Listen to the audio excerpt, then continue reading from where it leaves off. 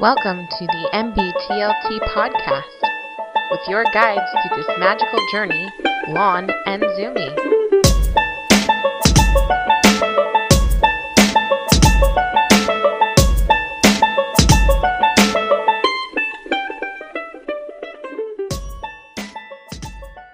Hey Zumi, What's up, Lonnie?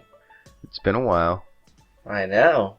I actually missed you. It's kind of hard refraining from talking to you, during the week about certain subjects because we want to wait till the weekend. I know. And I think we did a pretty good job at saying, like, hey, just wait for the podcast and be an asshole. Yeah, it's difficult though. It really is. Yeah. So I guess I already said Merry Christmas to you, but Merry Christmas officially on the podcast and Happy 2017. Yeah. Yeah. So we made it, people. Well, most of us did. Yeah. Did you party? Not really. No, we did stay up. Oh, that is a story that I can tell you. On last night, New Year's Eve, we had an individual, as Christelle and I were sitting and watching a movie. Right outside, we heard something. It was like a loud bang, and we look outside, and some guy had slid into the tree that was right behind us, behind our place, and he had taken off running. So Christelle called 911. Cops came out, and apparently some other people had seen that guy and knew what he looked like. So one of those people went with the sergeant and identified him because I guess they caught some guy running away, and they identified him. But I guess he might have been drinking or something. Oh, but he's done it previously? Like he's done it before? I don't know. I'm just saying that's what we heard. I mean, we were just sitting here on the couch watching a movie. Actually, not a very good movie either. I think it was called Spectral. And Spectral? yeah, Or Spectre? Spectral. Oh. So yeah, I don't know what that. I don't. it's Yeah. some Netflix original. Oh, okay. They're kind of hit and So miss. yeah, I mean you definitely gotta like read the reviews and be willing to identify if you're gonna be like all right, I'll put up with this shit or not. Well, But speaking of that, Netflix rating system, I don't know if you've seen it, like the stars, they have the 5-star system. yeah. Well, that movie last night was 4.5 stars according to them. But I would have put it at like a 2. But their whole 1.5. yeah, I don't know who is putting these stars on these movies and how many they get, but I think they do more for their own stuff. Maybe they do like us, like they just like pay somebody, and it's like, hey, just go in there and put 5 stars to be You don't even need to watch it. You don't even need to watch it. You all know we're messing with you. We don't really do stars, do we? No, I do. I will say that Netflix did well with some of their stuff, like Daredevil's pretty cool. Yeah, Daredevil's awesome. I haven't watched any of Luke Cage. No, me neither. I've been out of the loop for a while. By the way, my sound might be a little bit crappy, and this is the sound of an empty house. I can see it. Yeah, it's pretty fucking empty, isn't it? Yeah, which is something you haven't mentioned yet. What's different about this week? I moved. Yeah. I moved today. It's amazing. And just cabinets and shit. I know. Last week, the lady next door said, "Hey, I guess I'm getting out. Like, are you guys interested? I've heard that you guys were interested in this house initially when you came in, and it's like it's gonna be open. You guys want it?" We were like, "Heck yeah!" So Well, there you go. So we finished. We actually finished just about. It's 9:47 p.m. right now. We finished about an hour ago. Awesome. So the house next door is a freaking mess right now, but we got everything in there. And so that's why and you my still look audio, good. yeah, so that's why my audio is all messed up. I'm pretty tired, and that's why you see me standing right now, Lonnie, Yeah. because my wife forgot to call the internet guys to change the box location. So you're at the box location right now. Yeah, I don't get any internet. Like the signals I guess are like too weak. Otherwise, I would have been recording on, my new place. But so you have me here standing. I have no drink, no fridge, nothing. I got some toilet paper though. Oh, yeah. So you had me at hello. What's also different is you can see me now. Exactly. You have a camera, Yeah. and you have a nice mic now. Yes, I have. Well, I've always had a nice mic. It's just that I haven't had it set up properly. But yeah, It's now on a nice, sensual, sexy boom stand.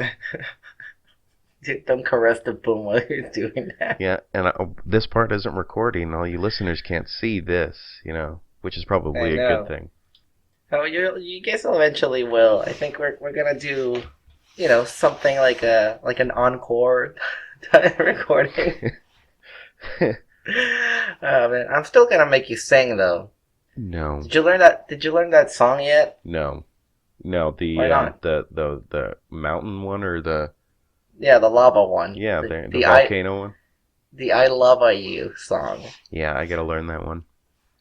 It's a good one, isn't it? It is.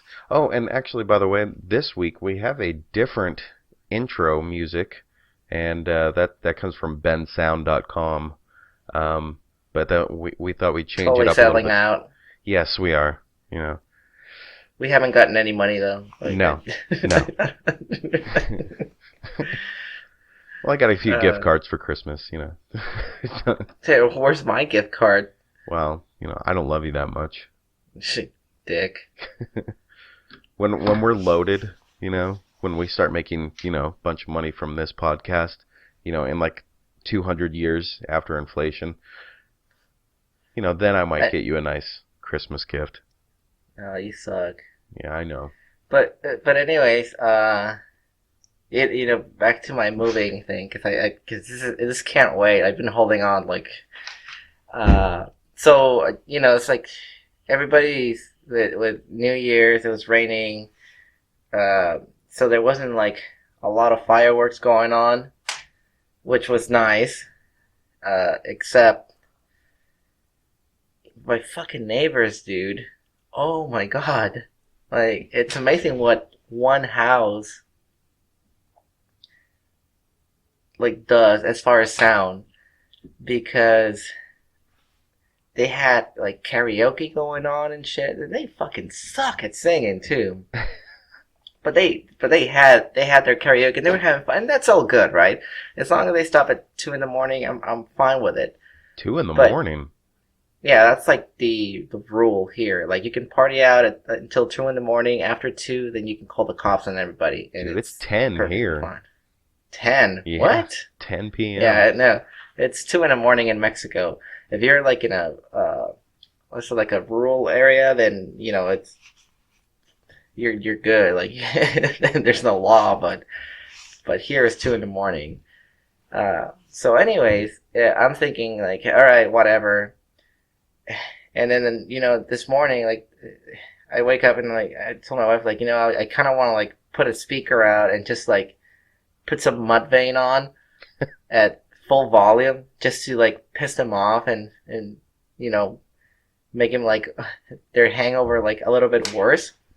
Dude, these guys were up like right away, and they had they didn't put the karaoke on, but they had their loud freaking Mexican music on. You're like, I'm not even mad. That's amazing. Yeah, with the same bass tune. I'm like, Jesus, like, these guys can party it out. And then all of a sudden, it lasted for like half an hour, and then it just caught up. And then next thing you hear is just a bunch of curse words and stuff. And we're like, what the fuck? These guys were like having like domestic violence type like situation next door. I heard like dishes and then like door slamming and a couple of hours ago, like we heard it again, like you fucking son of a bitch, like you fucking bitch, this and that.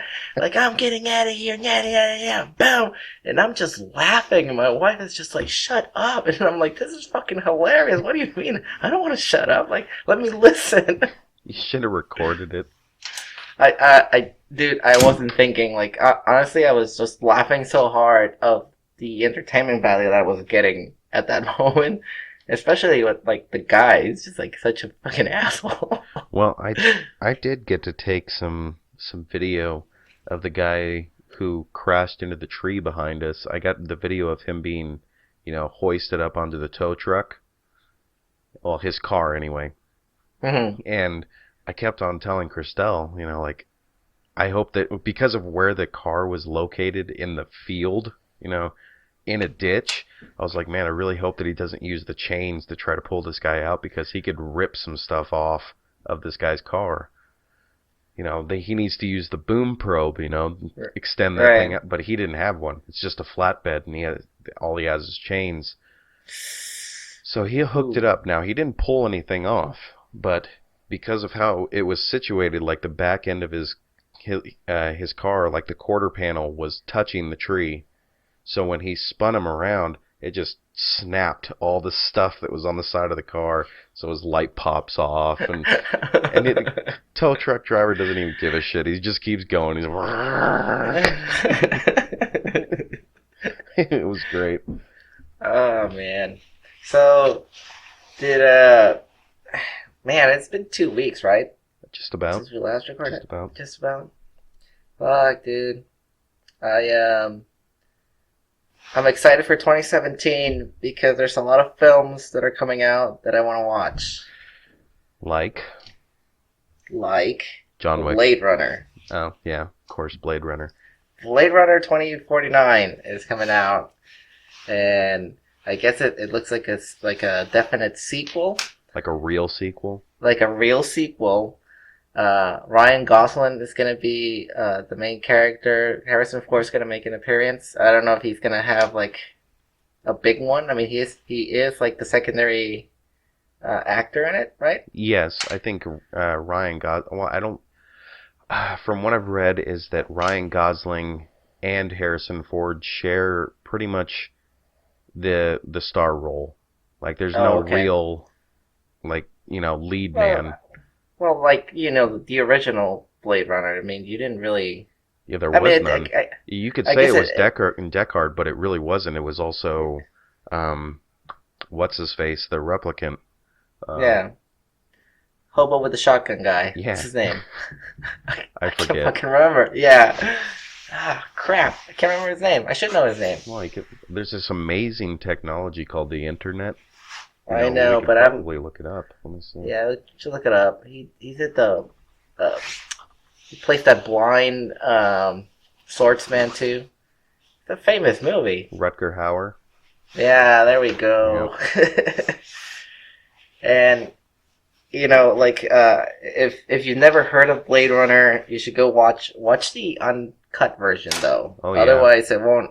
If you watch the theatrical version, it won't make sense at all. Well, there was another movie that was like that a lot that I actually didn't like very much. In the Kingdom of Heaven. Yes, that movie didn't make any sense.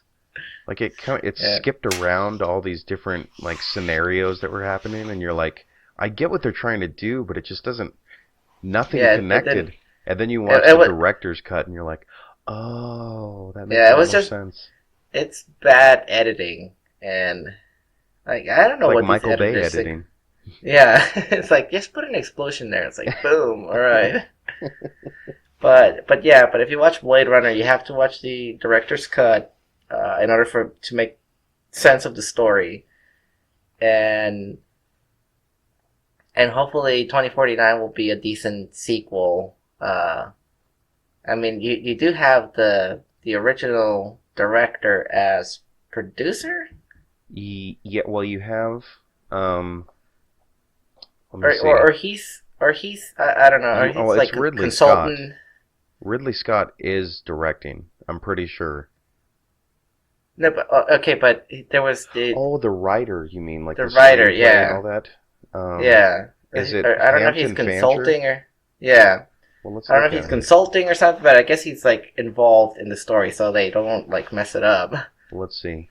Screenplay. Hampton Fancher. Yep.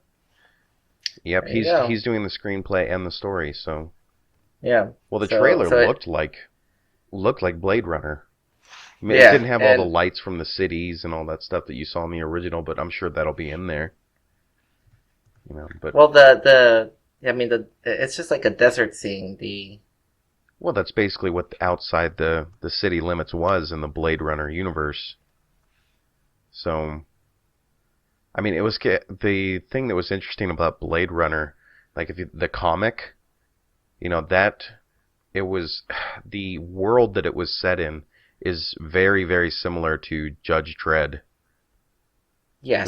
You know, like mega cities and stuff like that, but it's not called mega cities. You know, it's just highly and densely populated areas. But, yep, and that's gonna be a good one. Has there ever been a movie that was actually worse with the director's cut? And like it wasn't good before, and then you watch the director's cut, and you're like, yeah, that was just more shit. You know. It's more. Well, actually, there was a crappy movie. So what's Craven movie? The werewolf one with Christina Ricci? It sucked ass, Werewolf dude. one with Christina Ricci. Yeah. I don't remember this at all. She turns into a werewolf. Oh, There's a director's cut where there's like now like beheadings and stuff, and you see more blood. But the fucking movie's shit, dude. Like, I mean, after Scream, like, yeah, it's like, dude, like I don't get your style at all. Let's see, Christina Ricci. She's one weird looking person. I used to think she was hot when I was a kid. Yeah, she's But then odd. But then again, you know, like I kind of like that, you know, Broken. kind of broken, kind of homely, Trashy. but not exactly. I don't know if it's trashy. I just think it's like, you know, like weird, like awkward looking. When was this movie with werewolves? Bonnie, we actually saw it. We went to the theater together. No, we didn't. Yes, we did. No, we didn't. We saw it, dude. Come on. Black Snake Moan? No, I never saw that movie. Actually. Me either. Let's see. I'm looking. The Gathering? Let me see. I want to just type in Christina Ricci werewolf. I think you're full of shit. I don't. No, dude. Curse? Yes. No, I think I might remember this. This Was was it Curse? Yes, this was a terrible movie. It was Curse 2005. Yeah, she turns into a werewolf. Yes, this was a terrible movie. This is and why I there's don't remember it. And I actually watched the uncut version, and it sucked ass. And it just made it worse. Yeah, there's just like more. There's supposedly like more gore, but it's the same movie except like when they chop somebody's head off, you actually see them chopping somebody's head off. It's not just. Yeah. It's not just like a ball rolling and. Awesome. But it remained. It's the same crappiness now with more crappy effects. Have you seen the trailer for the new Alien Covenant? I have. That is creepy looking. Well, why do they have to make the alien thing look like a freaking vagina though? I don't know. I don't know. Maybe it's some patriarchy thing. I don't know. I mean, it's like, let me pay my respects to the vagina here. Well, I'm glad that they brought Michael Fassbender back, because from Prometheus, I mean, I thought that Prometheus was okay. I thought it was a decent movie. I just don't. It did not connect to much. You know what I mean? Like, the only thing that was similar were the pods, which weren't even that similar, and the Wayland Corporation. I mean, I like that. I like all the side story stuff with the Wayland Corporation because it's interesting. And it's kind of set throughout all the other movies, all the Alien movies. except it's not quite as, like if I was to say, hey, have you seen Alien? And people are like, oh yeah, and be like, what do you think about the Weyland Corporation? They'd be like, what the fuck is that? Yeah. You know what Yeah, I mean? and I'm the same way because I didn't see Prometheus just because I was like, I don't want prequels. Yeah. I want a good sequel, you know? Yeah, and the thing, And it doesn't have to start Sigourney Weaver anymore. Like you can do something else with that arc. Because well, they can. I thought that it it's was just the interesting best. that they went with that route, but it worked. I think it worked, but I think they wanted to do like a standalone film that was in the same universe, which is fine, but they didn't market it that way. Yeah. If they would have just said that, it would have been Here's no a, big deal. But this he- new one looks creepy. Like, I don't know what planet they're going to. Is it the planet of the engineers? I have no clue. Because whatever that guy steps on, Yeah, that looked. That's- You were just like, ooh. that's messed up. Because I remember what happened in Prometheus to that one poor bastard with just a drop, of whatever the hell that was. You know which other? There's another movie with a true sequel as well. Predator. When is that coming? I don't know, but I from what I read is Schwarzenegger's actually saying like, hey, let's do a sequel Arnold? for Predator. Yep, let's have this guy have like some massive fucking PTSD type thing, or where he's actually going back and looking for clues or trying to figure out what these guys are.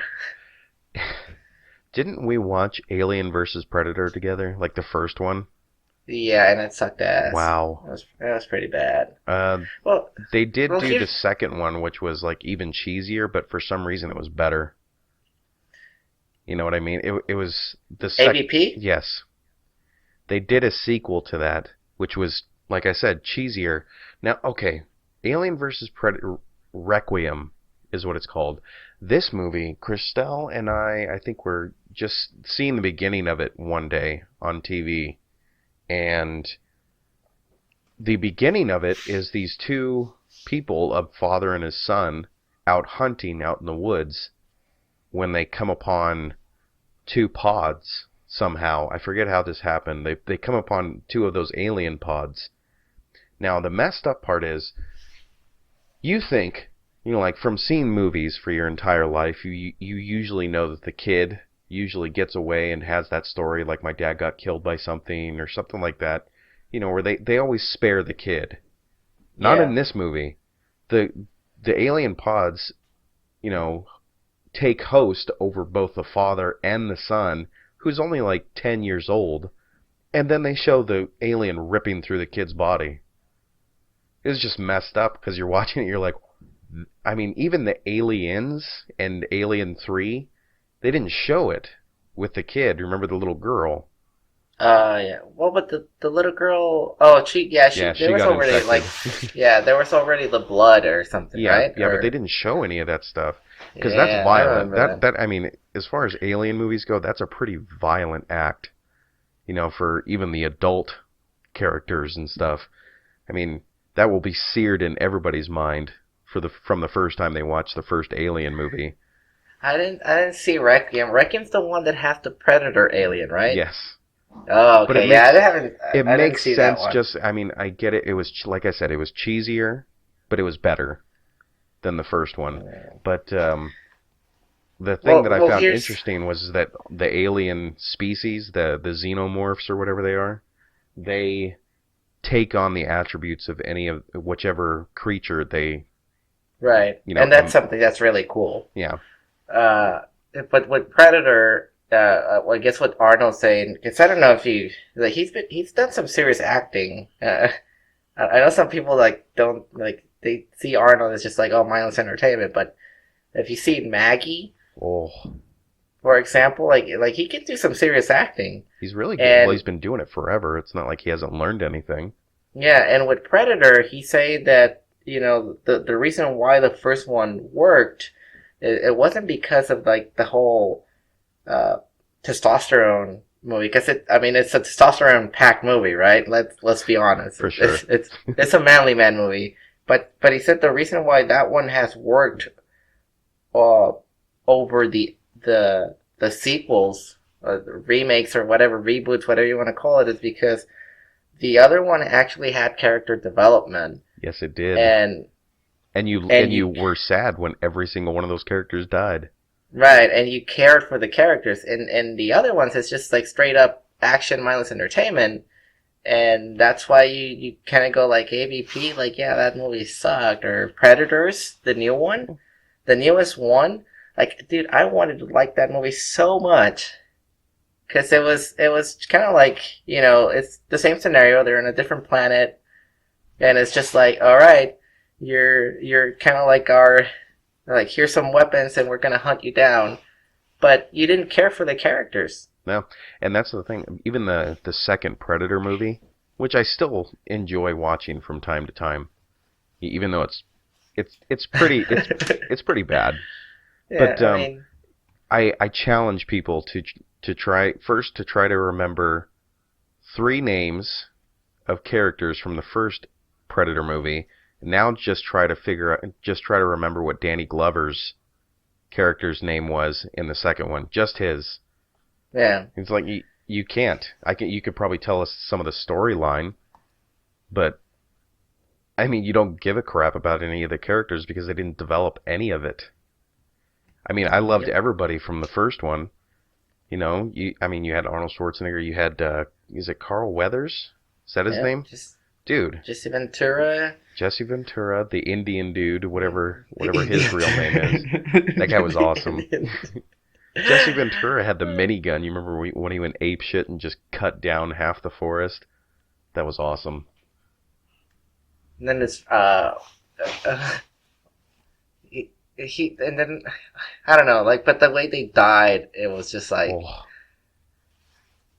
but like that was the thing, and that's why Predator worked so much, and that's why everybody remembers the first one. Everybody's like saying like it should be like the first one. Yeah. Oh, I mean, I'm not saying that it should be like a replica of the first one, but it did have character development, and it actually had a story. They didn't even do that much of it either. Right, the Predator didn't appear till like the first third or second third of the movie. It was the third act when you finally saw the Predator. Yeah, and it worked, Well, it's because it created suspense, and you just showed the camouflage silhouette, and and that's it. Like those, I thought when I first saw that movie, I thought it was just like your regular Schwarzenegger movie where he just goes into a jungle and shoots people. No, he got his ass kicked too. Yeah, and then you see the infrared vision, and you're like, what the fuck is going on? And then all of a sudden it's like you see the alien hand or the Predator hand, and you're like, all right, what's going on here? Now, I'll ask you, how do you feel about Conan the Barbarian? Well, what about Conan the Barbarian? Or how do you feel about it as a standalone film? Well, not as an adaptation from the comics, just as a film. Well, see, I watched Conan before I even knew it was a comic. Really? Yeah. Wow. Well, I grew up in Mexico, dude. Like we comic books, and I had 2 channels at home. All right. Yeah. I had the local channel, and I had Fox Kids. I understand.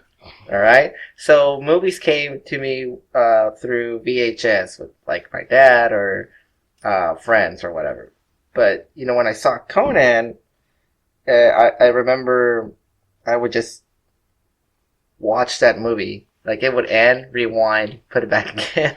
Yeah, my parents recorded it on VHS off of HBO, like a free month of HBO or something. There you go.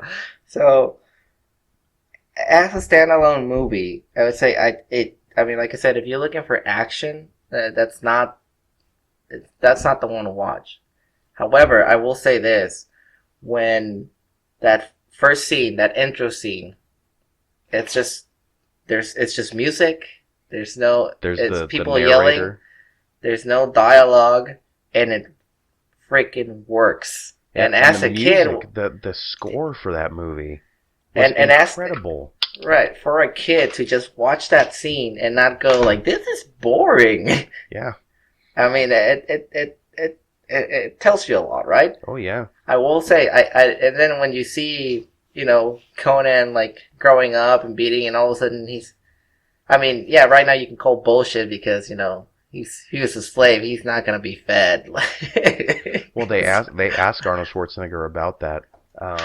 Why how is it possible that a 12-year-old boy, Right. he starts pushing this thing around for his work?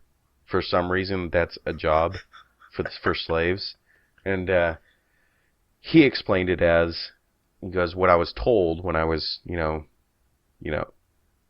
doing the part, like, and the director was Right. telling me what to do. He's like, you're doing this because what they're doing is they're sifting out the strongest boy, and they only make them push that wheel thing that they're pushing has no purpose really, other than to break them down, because just to see who could last the longest. And that wasn't the only test. They just don't show you all the other stuff. It was just supposed to be metaphorical, like all the other ones just start disappearing, but there was, I guess there was other stuff. And it's like, man, I wish they would have shown like the other stuff, because I didn't get the metaphor when I was a kid. I was like, I didn't get it. Yeah, and that's exactly what I thought, because I've seen the Barbarians. Did you ever see that movie? With the twins, bodybuilders. Yes. And that's what I thought. You just have like a montage of them suffering through kids, and then all of a sudden they're buff, and I'm like, oh shit, like that's what I need to do. I need to fucking push a wheel. I need a wheel whipped today. Yeah, or get whipped to get ripped.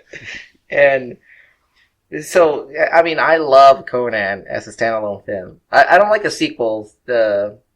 Like Red Sonja, the Destroyer and all that stuff. Destroyer. I didn't. I mean, I don't mind it, but I didn't.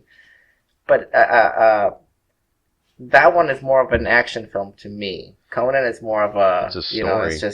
It's a story film. So,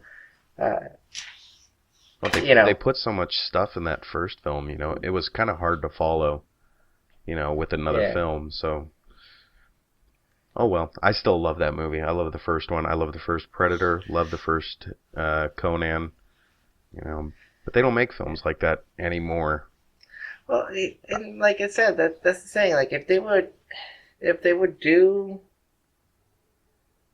storytelling instead of special effects and trying to make it, big in the box office. I think that's what we're missing. Because you can give me a shitty ass low budget movie, but as long as the story is right, dude, I'm watching it. Well, look at Rocky. Exactly, how many times did he reject offers from studios that were just ridiculous?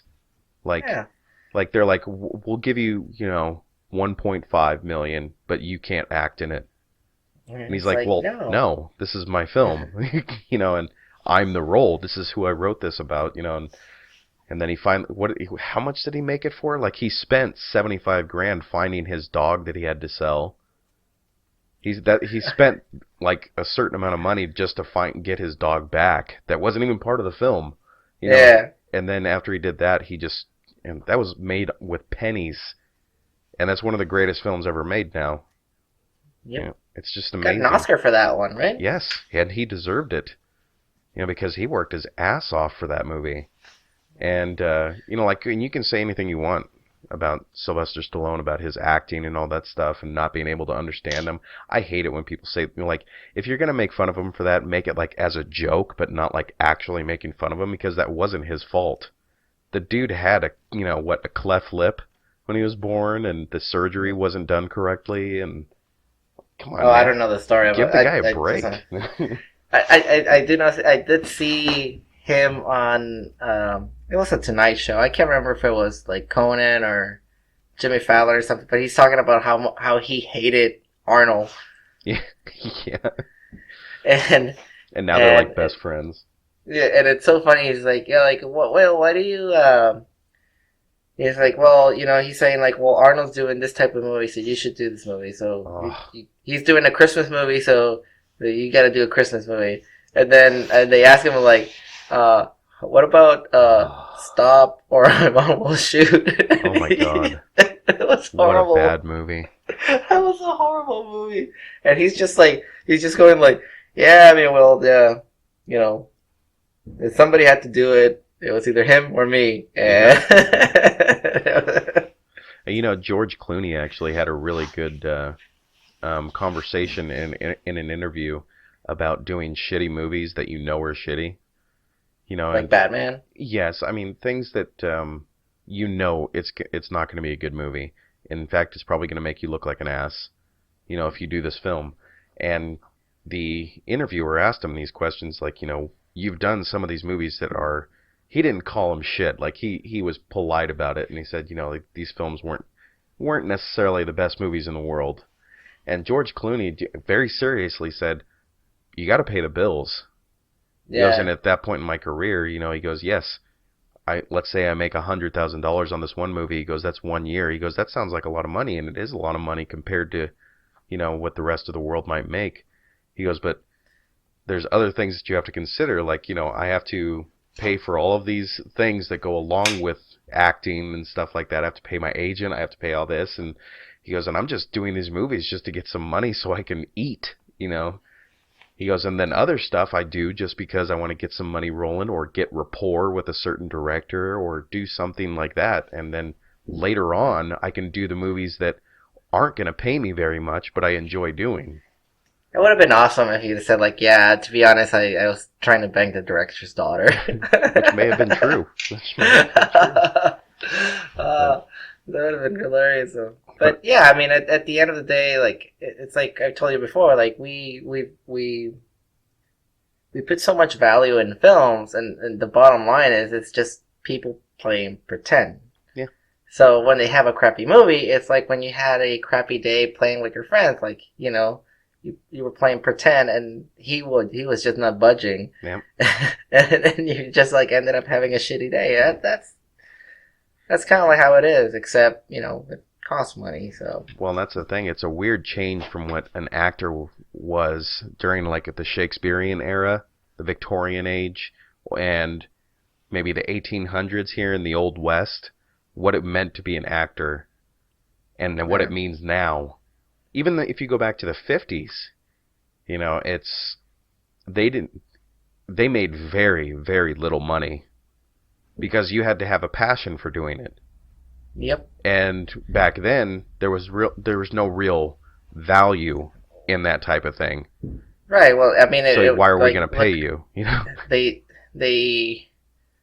How long did it take before they recognized film as an art? Yeah. Like that was the thing that painters and musicians were fighting. It's like, you're not doing art, and that's something that, for example, in video games that they do, there's still some people that don't consider video games as art because you can actually manipulate them. Yeah. Or you can interact with it, and it's like, that's not art, and it's just like, it's a mixture of art, but it's not. And they're like, it's a fine line, I think. Right, and the reason why for film they do consider it art is because you don't get to manipulate it. Mm-hmm. You know, it's the same thing, the same frame, the same pictures every single time you click play from beginning to end. And with video games, they say, like, well, if you would have to do the same thing from start to beginning, then yes, it can be considered art. But since you can do other things, then no. I mean, I consider it art. I consider a video game art, but whatever. Yeah, whatever. I mean, it's all subjective. This is one of the reasons that I cannot stand that there's mainstream art, like real art.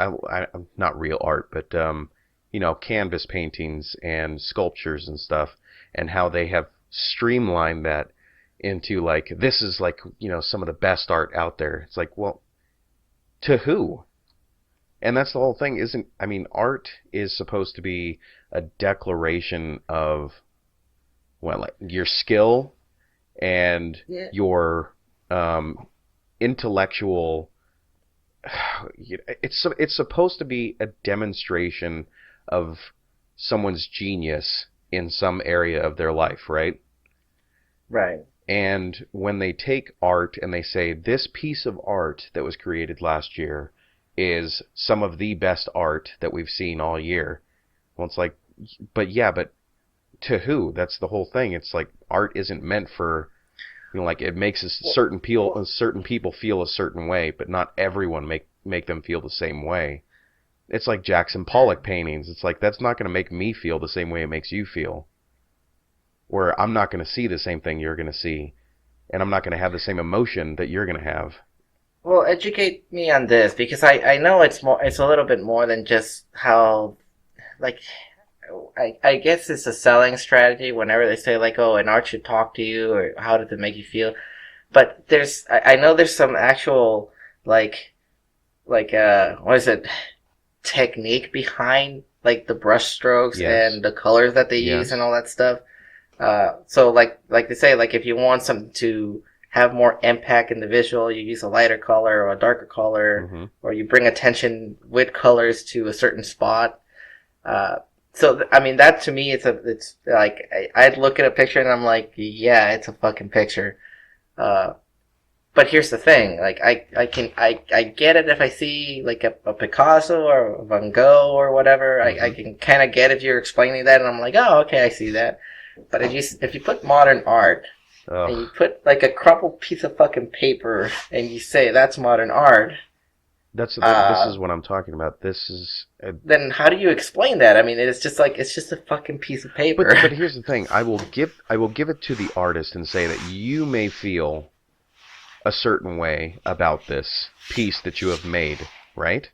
You may feel a certain way, and it may mean something to you, but the difference, I think, is that person had no skill required for some of these pieces. None whatsoever. He just arranged items in a certain way in order to make himself feel a certain way. And he wants everyone else to know it. Therefore, all of these modern art critics will accept it that way, because in today's world, you can't just go to an artist and say your art is not art. It's like the whole entitlement generation. You can't just go and tell somebody they don't deserve praise for something. So what you're telling me is that nowadays they don't have a set of guidelines where it makes sense that it's like, okay, you did this because you wanted to pay attention or draw attention to this point or this spot. It's not even that, you use these colors in order to do this with this contrast, blah, blah, blah, blah, blah. Like, well, you don't have that in modern art? Is that what you're saying? Or? Yes, what I'm saying, in not so many words, but yes. What I'm saying is there's one piece that is, I'm pretty sure it's decently popular. I use this all the time in a discussion about art. And I will take this, and then I will, move on to what I consider real art. And this is all subjective, Google's ready. Okay. Like I said, I'm kind of a dummy when it comes to like this type of thing. I see a picture, I like it, all right, I'll buy it. I don't know who the creator is. I don't know who made this painting, but I've seen it before, and it's basically a canvas. It's like 4 feet by 3, and the background is all orange, solid. And down the middle is one thick black stripe, solid. And that's it. And that is considered to be high art. Okay, because I don't know what it's called, but I remember seeing this on television, them talking about it, and these people spent like 45 minutes talking about this one piece. And like what they felt when they looked at it. And the thing that pissed me off was that the guy had named it something. You can give it any name. I can paint a picture. I could take the Japanese flag, for instance, right? With just, I don't know if it's the same now, just the white background with the red sun, right? Not the old school one, not the World War II one. I'm just talking like the red sun right in the middle. Right. I could take that and paint that exact same thing and call it anger. Seriously. And as long as I have an art critic around me, I guarantee you that 7 out of 10, 8 out of 10 of those art critics will sit there and agree with me, even though I'm totally bullshitting them. You know what I mean? And that is, to me, is the difference between bullshit art today and, say, a Michelangelo sculpture. If you take, Michelangelo's sculpture of David or Jesus being held by Mary, those are fantastic feats of skill. Incredible feats of skill. I mean, because if you look at the sculpture of Jesus being held by Mary, the body of Jesus being held by Mary, if you just glance at it, I mean, it looks real, just porcelain. It's incredible, the features that he puts into it, and the way that the blankets drape over and stuff. It's like, if you were to do that blind out of a big slab of marble, there is no way in 1,000 years I could ever have the skill required in order to make anything close to that. But, I don't know. There's my little rant on art. I can't stand modern art, because I don't think it's art at all. I think it's just somebody trying to make a name for themselves. I can't find your orange canvas with a black spot. Oh, let me see. Well, I'm not going to go through the entire... I will say, I'm going to go back to movies real quick, just because we've already talked about the movie John Wick, the new movie coming out. Yep. When we talk about character development and getting the audience to care about a character, right? The one thing that I found interesting about the first John Wick is that the character development was interesting because it had happened already, but off screen. Yeah. So what you got to see was a different character development, which was actually a reinforcement of what that person already was. Right. The character development was done by the side characters, not by Keanu Reeves. It was incredible. And if I'm sure you could do a whole study of this, maybe not just on John Wick. It might even be a poor example of it, but the way that they do it that way is actually really interesting to me, because like I've told you, after the first time I saw John Wick, I'm like, you're watching it and you're like, who the fuck is this guy? But then all these other characters, not even him, just start explaining it, just start telling his story and stuff. He never says a thing about who he is. Yep. But I just thought it was interesting. Yeah, I mean, and it worked. It did. Now, I saw that you put the John Wick versus the Accountant. Yep, because I just got done watching The Accountant. Which I had no idea what it was. Me neither. I just another knew movie that I walked in blind. I knew that Ben Affleck played an accountant. And that he had special skills, autism. I didn't know that he had autism. I didn't catch that from the trailer. Yeah, well, my brother told me that's all he gave me, and I was like, oh, but he's like, he has autism, and he was trained to kind of like as an assassin. I'm like, all right, I'll give it a shot, and that's it. It sounds terrible, But no, it ended up being like a cool flick. I liked it. I can't wait for the honest trailers for that when they talk about Rain Man going on a killing spree. That's a little messed up, but it was a good movie. But he was quite the badass in that movie. And the thing that was even creepier was, can I even say this? Spoiler alert. Okay, so you might want to skip ahead a couple minutes. I won't take long. All right. The fight between him and his, you find out, brother at the end, right? The thing that I found interesting was that, yes, he's autistic, so he's been trained by his father and the guy that his father hired to train him. He's been trained to kind of like use that to kind of shut down certain parts of himself while he's doing his thing, killing people. And you see it in part of the fight that he has with his brother, because he's allowing his brother to kick the shit out of him for a little while, and then his brother just finally screams at him, fight back. So he starts fighting back and kicking the shit out of him, and then he finally gets him down on the ground and puts a gun at his face, and his brother, terrified because he knows how his brother's been trained, that's like, oh shit, he's gonna shoot me now.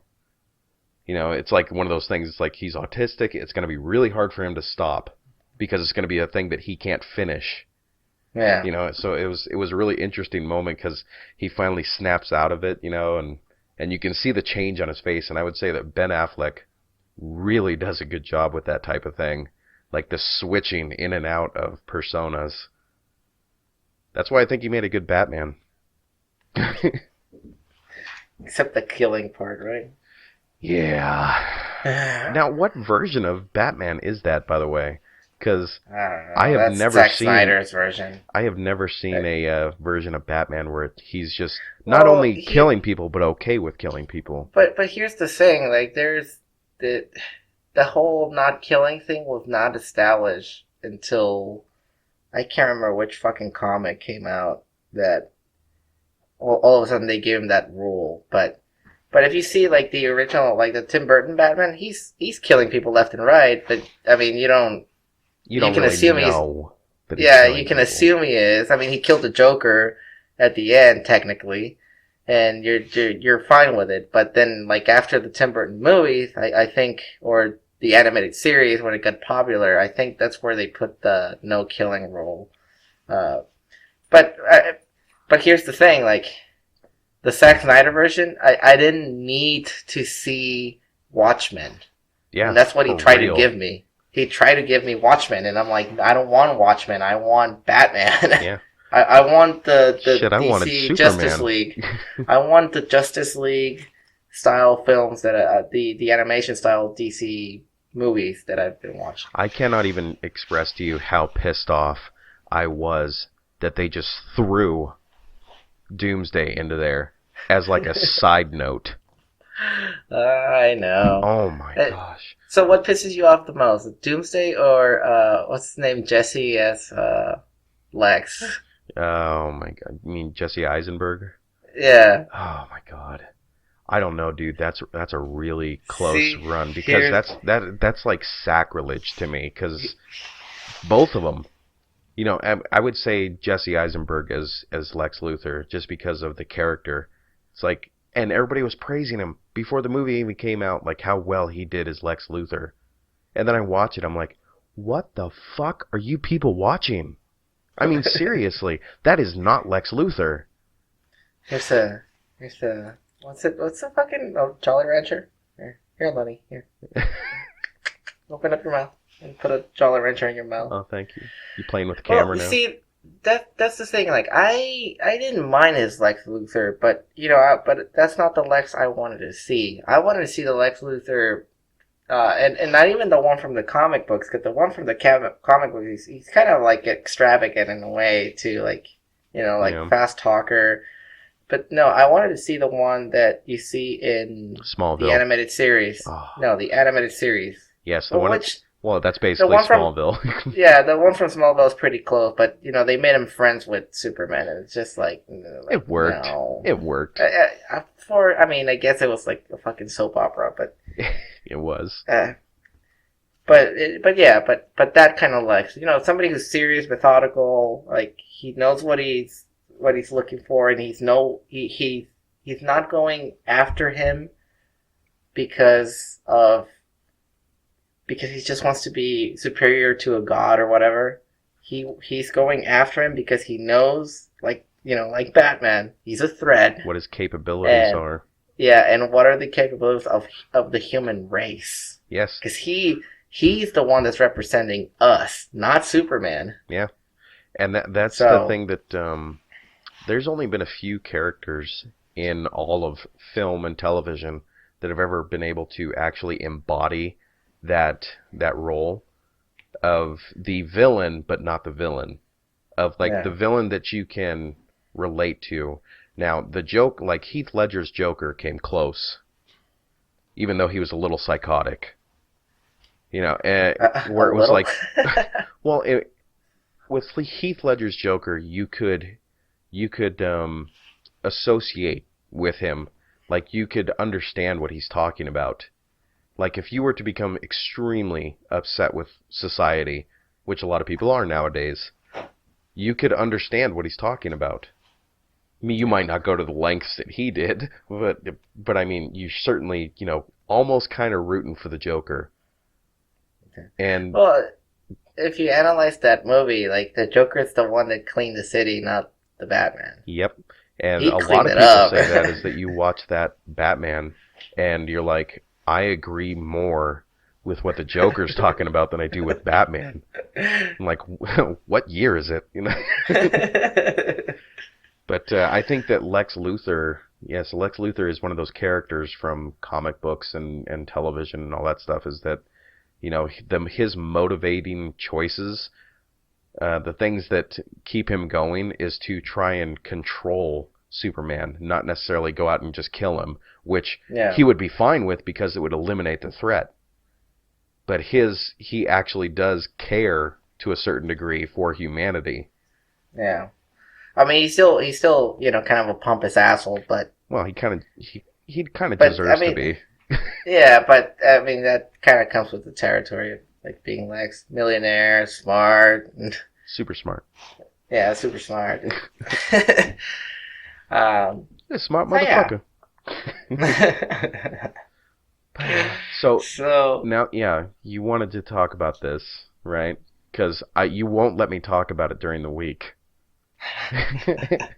It bugs the shit out of me, so we're going to talk about this. Now, I have my answer already preformed. John Wick versus the accountant. Yeah. Who wins? Who wins in a fight? I mean, you do have the latent superpower of autism. Not to try to offend anyone. I'm not trying to offend anyone.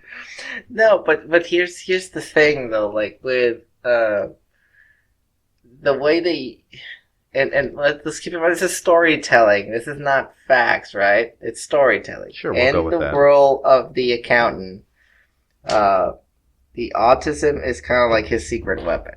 Yeah. Because he can use it as like a power. Right. Because his focus is, if his focus is on finishing the job, he finishes the job. I think the accountant would win, and I know this is where you disagree with me, because his drive is, you're a bad guy, you're after me, I'm killing you. John Wick, he's an assassin. I mean, and he's all fucking emo about his dog and his wife and shit, and that's his drive. But as soon as you don't have that drive anymore, like, I mean, what do you have? You have an assassin? That's it? I mean, the accountant is dealing with every freaking single narco that's out there in the world, and he is moving their money and then pretty much stealing it from him. I mean, come on, dude. I will give you the precision with which Ben Affleck's character, I don't remember his name. What's his real name? I don't know, Ben. It's not Chris Wolf. That was an alias. But anyway, his character, the precision with which he killed people was actually pretty startling. However, I don't know how you discount John Wick. I mean, that easily. I mean, he's... Okay, we'll make it fair. The accountant's job that he has to finish is to kill John Wick. John Wick had his dog killed by the accountant. Now what? Well, that would never happen, though. That's an unrealistic scenario. Oh, I hate it when people say that when we're talking about hypotheticals. I know. But here's the thing. Okay, John Wick would be, I think, up to par with his brother. Yeah. Because probably. he is the one that has, like, he can get emotional, right? Sure. The accountant doesn't get emotional. Nope, He's there to finish the job. Yep. It's just a job, right? So I think I think that's why John Wick would not win against the accountant. You're saying that emotion plays too much of a role in certain fights? Yes. So you're Like I saying said, that small edge? That small edge. I just okay, think that John Wick is too talented. That's all just right, me. all right. I'll put it this way. They're both one-man armies. There's no doubt about that, right? Sure. If John Wick didn't have Willem Dafoe, He would have been would've shot died. in the head. Yes. Yeah. The accountant, mm-mm. Yeah, but He had an escape for everything, dude. But Come on. the thing was is with John Wick, in his mind, that was considered a safe area. The Continental was considered a safe area. Right, and the accountant would have had a plan B, a plan C, and a plan D in case that shit wasn't we're not talking any about more of a that. safe area. This is where you're trying to drag me into something else. What we're talking about is a one-on-one. We're standing in the same fucking room. Come on. John Wick has more skill. One-on-one, hand-to-hand? No way. I'm pretty sure that John Wick could kick the shit out of the accountant. Hand-to-hand. On hand-to-hand? No. There's no way. Yeah. Dude. Yeah. I'll give you 3 words. The impossible task.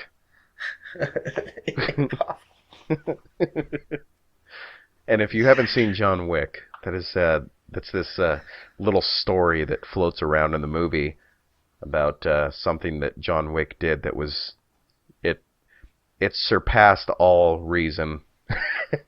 Apparently, we've never seen it, so I don't know. Agree to disagree. You can't leave it, can you? You can't. No, I'm just amazed that we can get upset about a fucking hypothetical thing. Like, it's never gonna happen. It's just like calmer than you are. I think I'm gonna like send those guys that do like the verses. They grab characters and they make them fight. Mm-hmm. So like they'll have like that. So see if they can do John Wick and the accountant, and they'll get all the facts and put those into consideration, and then they'll make him fight, and then they'll explain exactly why the character that won wins. Like, for example, they had Superman versus Goku. Goku wins. No, Superman wins. How does Superman win? Superman wins because there was never a real establishment on how far his powers can actually go. And the one weakness that Goku has over, like, turning Super Saiyan and all that stuff is need to extend his fight. It's he's a little bit too whatchamacallit? Talkative? No. He goes berserk to the point where he's not even thinking about what he's doing. Oh, you mean when he goes like Super Saiyan 4? No, not necessarily Super Saiyan 4, but he's just, unstable. He's just a hothead. Yeah, unstable, and that's how they got him. Yeah, but I mean, dude, Goku's like I said, strength. If you go just here's to the Super thing. Saiyan level 2. Here's the thing with the new reboot of Dragon Ball Z, they said like, well, now he has Super Saiyan God. They did the fight again, and Superman won again. I don't know how that's possible. And I totally agree with them too. I'll have to watch it because you gotta see this video. I love Superman too. That's my favorite superhero, and the way they justify they usually do they do a fair job. Like they had Batman versus Spider-Man, and a lot of people were having like, no, Batman would win, and it's like, dude, like Spider-Man punches Batman in the face and just destroys him. Because of his strength. I mean, he like Bruce Wayne is just a human. Well, that's another reason that I didn't like Batman versus Superman was the fight. It's like, oh, but Batman's wearing the suit. No, Superman establishes like, dude, if I wanted to, I could have killed you at any moment. But that's what he told him that. It's the suit was just Batman's way of saying like, oh, I need protection, but little did he know. Well, that's the whole thing. Is the I'm pretty sure I've seen. I think there was one of the the Batman animated series where Superman disguised himself as Batman because something was wrong with Bruce. Like he couldn't go out. Like the Riddler, I think it was like the Riddler, the Joker, Penguin, Bane.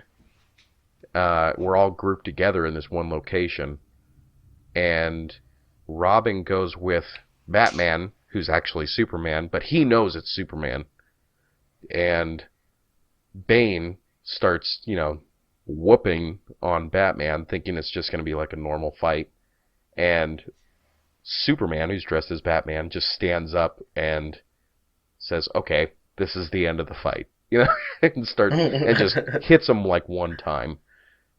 But it's that's one of those arguments that pisses me off is that I'll hear people say, well, then what's the point of Batman? It's like, okay, Batman's usefulness goes way beyond the fact that he has no superpowers. You would have to go, what should we call it? You have to see or read the graphic audios on you gotta watch Justice League and the way they do the modern Batman. Because in the old Justice League, it was just like they needed somebody to save, so well, they use Batman. But on these ones, Batman's the actual leader of the Justice League, which he should be. He's the most level-headed one. But here's the thing: like he's the leader, but nobody knows it. That's weird. And yeah, I know. But hear me out. Superman is the face, right? Of course. But when it comes to making the real decisions, Batman's the first one to send people out, and the first one saying like, "Okay, we're gonna do this. You're gonna do this. You're gonna do this." And it's like, "What are you gonna do?" He's the detective. Yeah, and he's like, "What are you gonna do?" It's like, "I'll call you," and then that's it. Batman's always like, "I'll call you," and he does his thing. So, in a way, like it's like, yeah, you do have all of these like metahumans and stuff, but they take orders from this human guy dressed as bad. but in the show or like in the movies of the Justice League, they always get pissed off at Batman, but at the end when they listen to him, it's like, oh, he was right. Well, it's just isn't that basically how it's supposed to go? I mean, the guy is a master tactician, a master detective. I mean, if you go through just the animated that series, he's like the third. Yeah, he's like the third smartest guy in the world. Well, it's not like he didn't earn it, though. Yeah, second is Ra's al Ghul. No, Lex, and then in first it's a kid. You sure it's not Brainiac? No, it's not Brainiac. Brainiac's a robot. Yeah. Oh, we're gonna do that. Okay. Yeah, Brainiac's a robot. Human. But yeah, but yeah. So Batman acts as kind of like the silent leader. Like nobody knows that he's the actual leader, but he's the one that's pulling all the string. I mean, have you ever seen Batman versus the Justice League? Yes. Yes. I mean, he makes easy. Yeah, he makes it look pretty easy. Yeah. So it's like, oh, all right. It's like, assholes, I know how to defeat every single one of you. So, Lonnie, what are your I'm gonna change the subject here real quick, but New Year's resolution, but everybody has one. Or a few. Are you gonna bullshit me? No, well, like everybody else. I don't. I'm gonna join the gym and I'm gonna lose so much weight. No, I don't do that. I don't do that because I know it's a lie. I recognize it as a lie when I hear people tell me. So it's why join the masses? I don't make New Year's resolutions. In fact, I forgot that it was a New Year today. So I have one resolution. Do a push-up. No, I'm gonna get our audience to go higher. Because I'm disappointed at you, America. You're not sharing our stuff. Oh yes, we need some clicks for sure. Well, not only some clicks, but Jesus Some Christ, fucking questions would be nice. Yeah, like this is Andrew. Then you gotta have you gotta have a fucking friend that has nothing like going on in his life. He's just like a blob, like lifting Pringles whole fucking day, like just listen to mindless that shit. That describes me. And I mean, like I know we just totally nerd out for about an hour here. We did. In fact, I could cut it, but I won't because fuck all of you. No, don't. It aren't gonna be like dicks and fart jokes all the fucking time. We got to talk about stuff that it's important to us, right? Yeah, like Batman. Yeah, like Batman and John Wick. And autism. But like, by the way, I'm pretty curious. Like, did one of my coworkers told me that he's gonna try my thing. What? Yelling my name. He's gonna try and yell my name. What? Remember the story about my friend? They told him that precise moment where you're about to come while he's fucking his girlfriend. Then I told him to yell out my name. You're an asshole. Oh man, we should do that. Like, you should send me your letter saying like, "Hey, Zumi, I did it." Or, I couldn't do it. I kept going. It actually made me harder. which reminds me of something that I wanted to talk for a while. But why is it that like when you play porn, it just seems that the loudness of it is just beyond anything. It's beyond like a theater.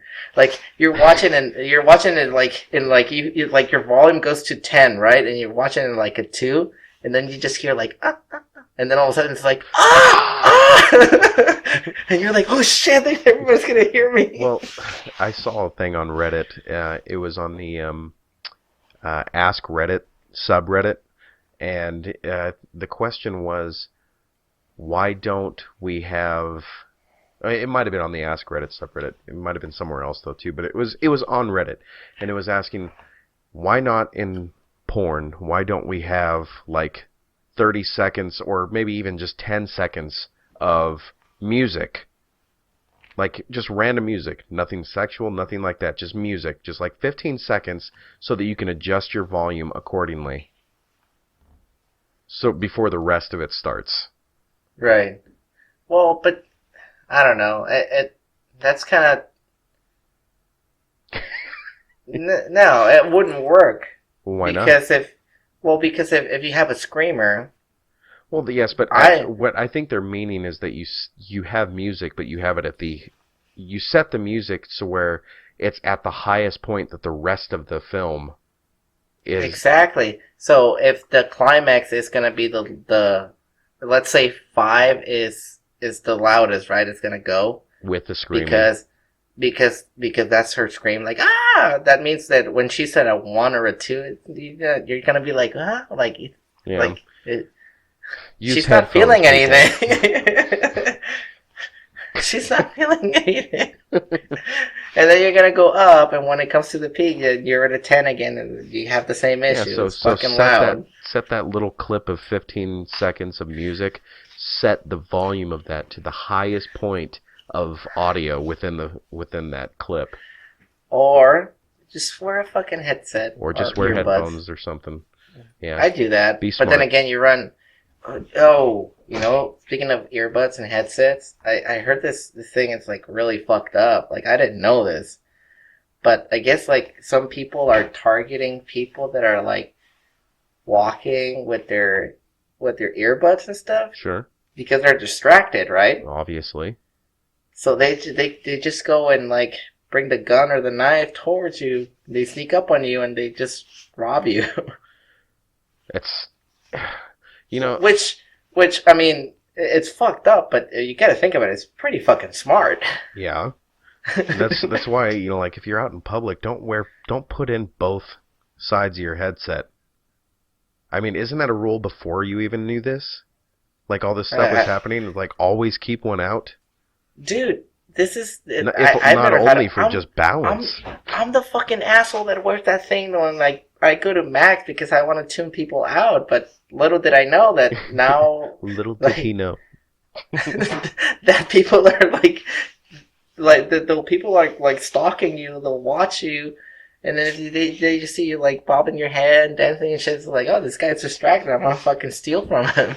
Well, here's a nice little hypothetical, but this is something I think about every now and then, is that not in this specific thing, but things like this. Like one of them would be, have you ever thought about how many people actually have watched you for a certain amount of time that don't know you at all? They just watch you. Like if you're at a mall or something like that, and they just stare at you for no real reason other than to just watch you. Because there's people out there that just do that. It's just normal, like they'll just watch. Or you have the other questions like, have you ever thought about how many people have actually thought about you while masturbating? And I bet you the number's higher than you think. And it's probably not as good as you think. Who would that? I'm trying to think about people who would masturbate to me. But that's the thing, is that your mind is completely different than everyone else's in the world. Well, yeah, but I mean, I guess I can think of one, like the stalker that I had. Yeah, and you can also think of like those people that are just creeps, or people that just have a weird fetish, and it just happens to be for people that look exactly like you. I mean, it could be really weird. These are the things that I think about. It's like these little weird things. It's like, how many people are doing this around me? Like how many people have died in this location? How many people have been murdered? 10 miles in all directions. Dude, I'm gonna be really creeped out if I get an email saying like, oh yeah, I jerked off to Lonnie the other day, or I jerked off to Sumi's voice. I'm used to it. And I did yell like, oh, Sumi. Yeah, people are always going to go back. Like if we ever do become popular, people are always going to go back to like one of these episodes and be like, they'll just bring it up, like we'll remember it, like this conversation that we're having. And like, what the hell are you talking about? It's so funny too. Like we'll probably have the same fucking this exact same conversation like a couple of podcasts further down the road, and then people are gonna be like, hey, they already talked about this. Yeah, but like we don't remember that. We're just having a conversation between two friends. You people are the dumbasses listening to us. Whoa, let's not insult the audience, man. I already gave them shit for not. I already gave them shit for not sharing our stuff. No, I want to tell Andrew. Now they're gonna go like, hey, you know what? Well, fuck you. I'm just gonna listen to it, and I'm not gonna share it. Oh, that's true. Yeah, I guess. I don't hate any of you. I just like to tease you. I like to be mean, and I like to be a hot-headed ass bag that likes to destroy your life verbally. You are an ass bag. I am. But at least I can come to terms with the fact that I'm an ass bag. I think you're saying I haven't come to terms with that? I don't think you realize how much of an asshole you are, and it makes me love you that much more. Because you're going to discover it one day, and it's going to be glorious. So funny? You know what's so funny, dude? Like, my wife told me that I'm, like, such an asshole, and I get that I told her, like, I told her, like, yeah, you should know this by now. I was like, no, I'm just realizing this. And I'm like, it was too fucking late. You already said yes. So. Hey, I think we need more assholes in this world. Justified assholes, not just... Well, yeah. But here's the thing. I'm an asshole, but, for the most part, I'll help you out. Yeah. If I'm like, walking down the sidewalk and somebody needs help pushing their car, I'll go help them push his car. I'm not I'm not that type of asshole. You might be. I won't, dude. Well, no, because now that I heard, dude, people are robbing people that wear headsets or earbuds while listening to music, You think an asshole is not going to be like pretend that he's like pushing his car, waiting for something? He's going to go like turn around and be like, "Give me your fucking money," and That's why you need to put some muscle on and be able to defend yourself. Oh no, no. Well, see, I avoid that. That's why no. What's the last time you were in a fight, Zumi? Dude, it's been a long time. It has been a long time. I've been in verbal fights a lot. Yeah, but those are easy. Especially when you're mildly intelligent, it's actually pretty easy to be in a verbal fight these days. Yeah, it's been a while. But you know what? Maybe it's too soon. But if I'm in a fist fight right now, I'll probably be knocked out by like fucking Ronda. Holy shit! She got knocked the fuck out. Talking shit before fights. She got knocked the fuck out, dude. Speaking of which. Well, I'll stick on that for a minute, because it pissed me off the first fight, or not the first fight, but the last fight that she had before this one, with that other blonde chick. Yes. And she was talking shit like the whole week before the fight. Like how she was going to knock her out in the first. And dude, but she had the right to talk shit. She may have, but the other 18 fights, never lost. Yes, but this is going to be the same thing, that happens to all fighters. It's like you may not get the first one, the second one, third one, or fourth one, but there's going to be that day when you just piss off the wrong person that you just happen to be in a sanctioned fight with, and they are allowed to kick the shit out of you. And with her, it's like, okay, I am all for trash talking in sports. I think it makes sports fun. Not only for the people viewing it, but for the people that are doing it. And I think that, there's some sports where it's necessary. Maybe like fighting. But if you're going to do that, you have to have some type of real grounding in that claim that you're making. And yes, Ronda Rousey had some. Had some? What? But what the hell are you talking about, Lonnie? There are some like myself that don't feel like she was actually tested before that fight. Then you're just destroying the entire value of her career by saying that. What, you think she's going to come to my home and beat the shit out of me just because I said that? No. Because I don't care. No, I'm saying that that comment of saying like, oh, she hasn't been tested, i.e. meaning that she hasn't had an opponent that was worthy. Worthy or challenging. You're destroying every belly of the other fighters. Yes, I am. So are you saying that the other fighters from the UFC should not be there? I'm not saying they should not be there. I just don't think they were on par with her level. That's irrelevant. It doesn't matter. But it's not me saying they're shit fighters. It's me saying that they're not as good as her, so why get in the ring? How else would she know unless they were on that ring? What I'm saying is that she didn't. All I'm saying is that she didn't have a real test until she got to that fight. Well, but you can say the same thing for everybody, though. She had like 2 or 3, because I have seen some of her fights before that, and they were tough, and it really took a lot out of her to win those fights, and I understand that, and I respect that. What I'm saying is, some of those fights that she had before that, I mean, you're going to have that. All I'm doing is telling the truth. I'm just saying that whenever a fighter walks into the ring, he's not always going to be met with somebody who's on his level or beyond his level of skill and, experience and ability. He's not always going to go in there with a good matchup. It's that way in any sport, right? It's like, if the Cowboys met the Browns, that's not a good matchup. That's not a test. Well, I mean, but you're saying that in order for it to be a test, then it has to be difficult, and I say yes. No. I say even if it's an easy even if it was an easy fight, that just tells me that I trained well and I trained better than you did.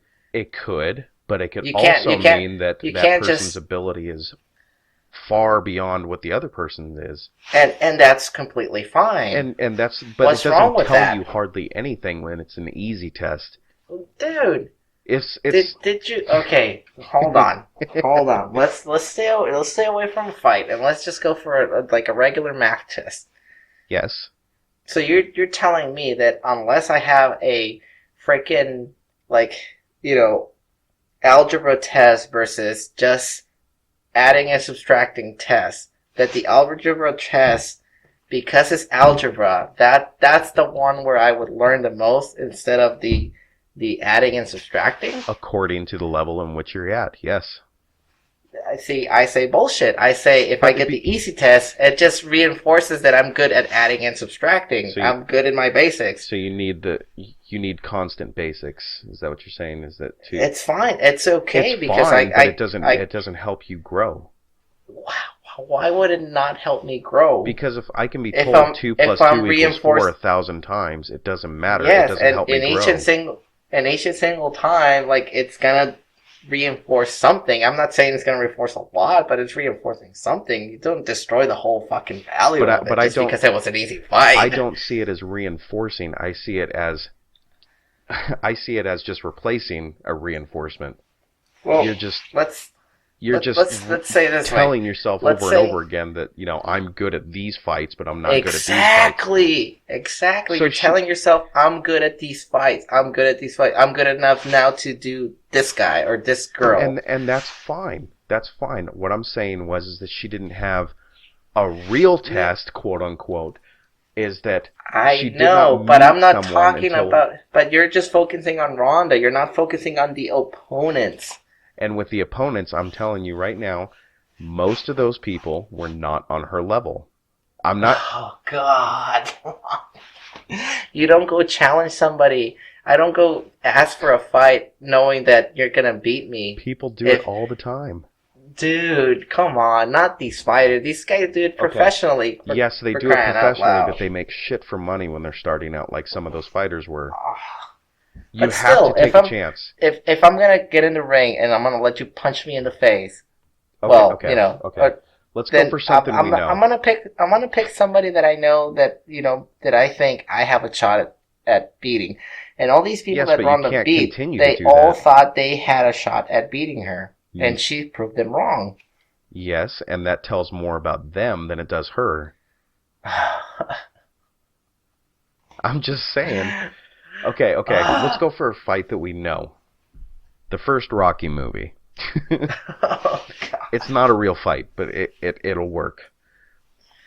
Who was the better fighter? Rocky or Creed? Creed. Exactly. Why? More experience, and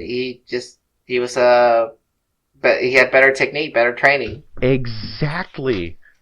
That's all I'm saying, is that it was a good test because it matched up well with Rocky's pure ability, right? And his heart. It was a good matchup, right?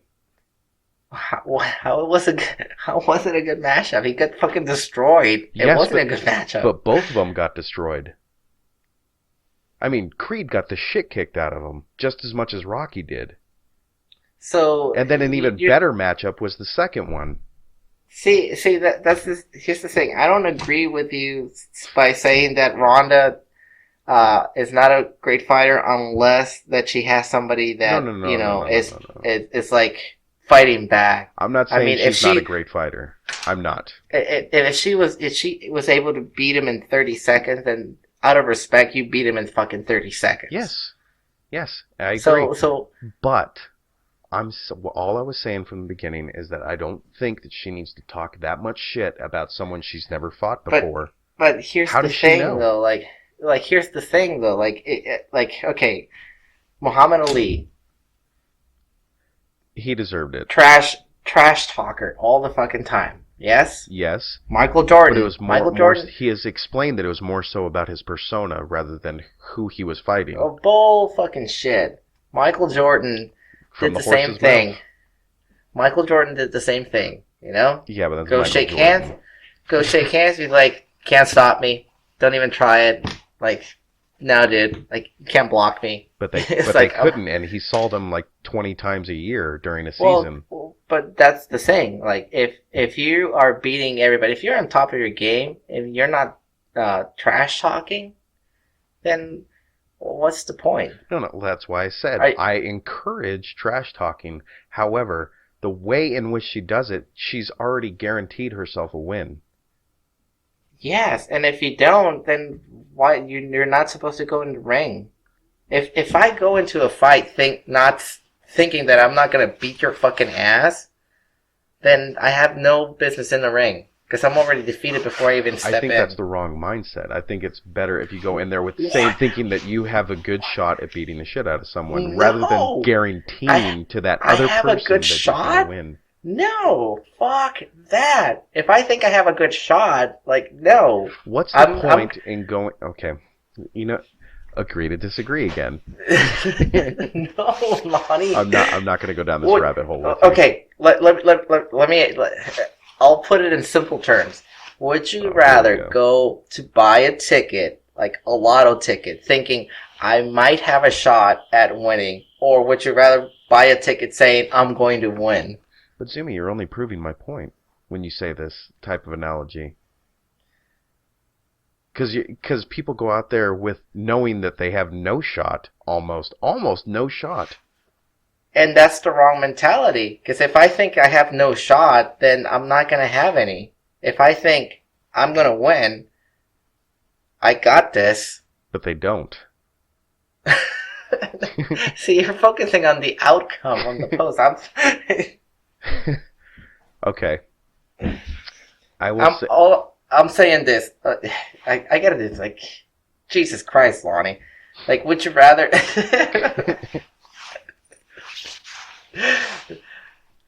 So. You're not gonna budge, are you? No, I'm too proud. See. Yeah. Well, all I'm saying is this: like, if you want to do something, you gotta go with the mentality that you're gonna be able to do it, or that you're going to do it. Now, okay. Not that you might do it. For my last point with this, and I'm not going to actually make a point. I'm just going to ask you a question, and it's not to prove anything. Swear to God. And you're not going to let me answer it? I will.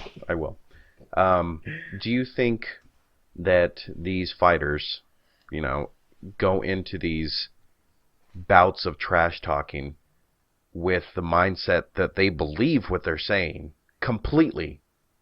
Or do you think they do it just as part of the sport?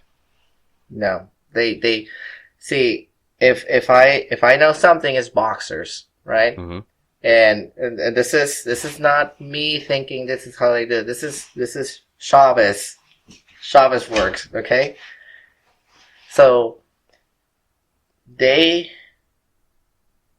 usually go with the mentality of I'm number one. Yep. So it's all in sports psychology they call it a high ego mentality. So think about Tiger, for example. Yeah. So Tiger back in the day, like, oh yeah, I got this. I'm gonna win this. I'm gonna win so many tournaments. Yeah. Nowadays you can't get a single I'm gonna win this out of him. I would say there's a reason for that, but no, but that's the thing though. Like if you don't tell yourself that you're the best in the world, nobody's gonna do it for you. And that I can agree with. Agree with. So if you don't go inside that ring with all that trash talk saying I'm gonna beat your ass, I'm gonna beat you in 30 seconds, I'm gonna beat you like this, yada yada yada, then nobody else is gonna tell you. And if you in any single moment you go in saying like, well, I might beat you. But there's also a sense of reality, I think. No. At that point, like, dude, if you are training and your job is to beat people, you can't go with the mentality that there's a sense of failure. Well, you do know that we have the best podcast on the internet. You know that, right? We do have the best fucking podcast on the internet. I don't understand why everybody in the world isn't listening to this. But the people that are listening to this know the value of this your ears podcast are and blessed. will share it. If not, they'll have erectile dysfunction disease and their orgasms are gonna suck and they'll become premature ejaculators. So if you don't want that shit to happen to you, you better fucking share this podcast now. Yeah, and share with many, many people. like Or- scabies. or else. So, okay. Dude, I feel sorry for the poor guy that's gonna be like, with a girl and that thing's not gonna go up and then he's gonna be like, fuck, I gotta share that podcast. There are people out there that do think like that. You know what I did today? I am a hypnotist. Little do you know that during this whole hour and a half that we've done already, Zumi's been feeding you subliminal messages. Are you sharing it? Christelle and I went to go watch Rogue One today. Yeah? It was good. It was good. It's, I will say it's not Empire Strikes Back good, but it really did a really good job of rolling integrating the minorities. No. No, you race baiter. No. Let's give you a minority movie. Everybody dies. But that's the thing is you're not even thinking about it when you're watching. I'm not even gonna go down that road. Does everybody die, Lonnie? I'm not gonna tell you. That's a spoiler. Yeah, well, fuck you. Everybody dies, right? Just you can tell me through the video. Just don't say it out. Okay. Jimmy's watching me right now, giving him visual clues. This is really funny that I went to Target on Friday, Mm-hmm. and this girl is nerding out with these two ladies about Kylo Ren. Like, I don't know why they just call it Kyle instead of Kylo. Oh, yada yada no. yada. And it's like, oh, but I saw the new Rogue One when they had this scene, yada yada yada. It's like, oh, it's definitely not a kids movie. Like, oh, it's a total war movie. No. And she's just going fucking ape shit on Rogue One, and I'm just like, please just finish ringing. I want to go home. And then there's a place and time for those type of things. And then she started, trying to make conversation with me. Like at this point, I'm just like overwhelmed with like work and stuff, and I just want to go home. And I kind of like just cut the conversation short. I'm just like, yeah, just like, yeah, thanks. Well, see, because I'm like probably the biggest Star Wars fan you know, right? And you probably would have nerded out with this chick. No, I would not have. I would not have. Because if there's one thing that annoys me, it's those, I would call them bandwagon Star Wars fans. And they do it for any popular movie that's out. It happened the same way when Avatar was out. People were talking about that movie. And the cinematography, how great it was. It's like, dude, that was all fucking CGI. There's no cinematography in that movie. But, I can't have those random conversations with random people about something that I love. I can't do that. Maybe if I went to Comic-Con, I might be able to have that conversation. But those guys get really in depth. Which brings in my next point. What do you think they're gonna do with now that Princess Leia is dead? I don't know, man. I'm actually kind of upset about that because yes, they're gonna kill her off screen. Well, what else are they going to do? I don't know. They have used... Well, they have holograms, right? I mean, I saw Tupac. And that would be fine. I would be okay with that. I honestly, because... I wouldn't be okay with a hologram. It's really sensitive to that material because Star Wars it's kind of sacred to a lot of people, So when you do things like you're starting a Han Solo film with somebody other than Harrison Ford, but I understand he's younger, but when they're doing that, a lot of Star Wars fans, including myself, find that, that's like heresy. It's just don't do it. Just don't do it. There's no need. Nobody wants it. Just don't do it. You started to sound like the Member Berries. Yeah. Remember when Harrison Ford used to be Han Solo? Yeah. Oh yeah, I remember too. Yeah, it really is one of those things like with Carrie Fisher. I understand she had bouts with alcohol and drugs and all that stuff, and she had real problems. I understand that. And a lot of people use that as a reason to be like, that's why she died. It's like, yeah, it probably was. But there's... It contributes, right? Yes, yeah, but... and when Keith Richards dies, you know what everybody's going to be saying. He's not going to die, by the way. He's not going to die. Or Lemmy. Yeah. Or Lemmy from Motorhead. It's... my brother told me that she approached what's the British chick that you like from A New Hope? The main character. Ray? Oh, yeah. Daisy Ridley? I guess she told her, because, there's that scar about her being objectified in Star Wars with the bikini, and she pretty much told her, don't let them dress you as a whore. Yeah. Which I thought was pretty cool. Yeah, and I'm cool with that. Keep it healthy. But here's the thing, you can't, at the end of the day, you decided to be like that, and I thank you for it, because I can't tell you how many times I got a boner to watching that scene, and I'm just like, whoa. Nerd paradise.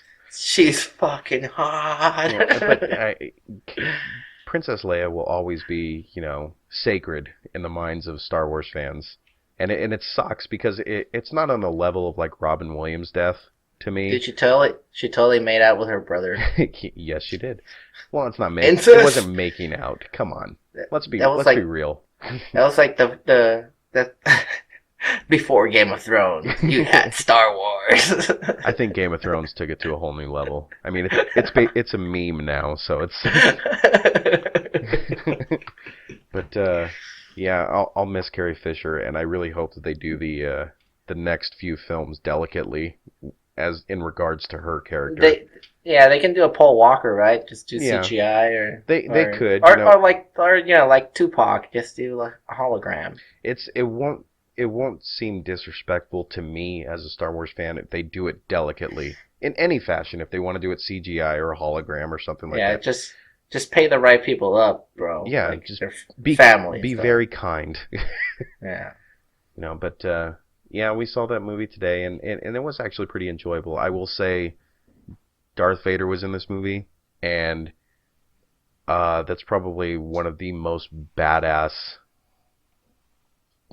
depictions of Darth Vader that I've ever seen. I mean, it was very impressive. No, he doesn't do the prequel bullshit, and he doesn't whine. But you have to remember that this is like days before A New Hope at the beginning of the film. So it was a good movie. I mean, like I said, it's not the best Star Wars film ever, but it was enjoyable. It was good to have a change from the Skywalker family. Yeah. You're sick and tired with that Oedipus complex, huh? Dude, you could go down a whole road about the whole Skywalker family and how they're actually a plague to the universe, Yeah.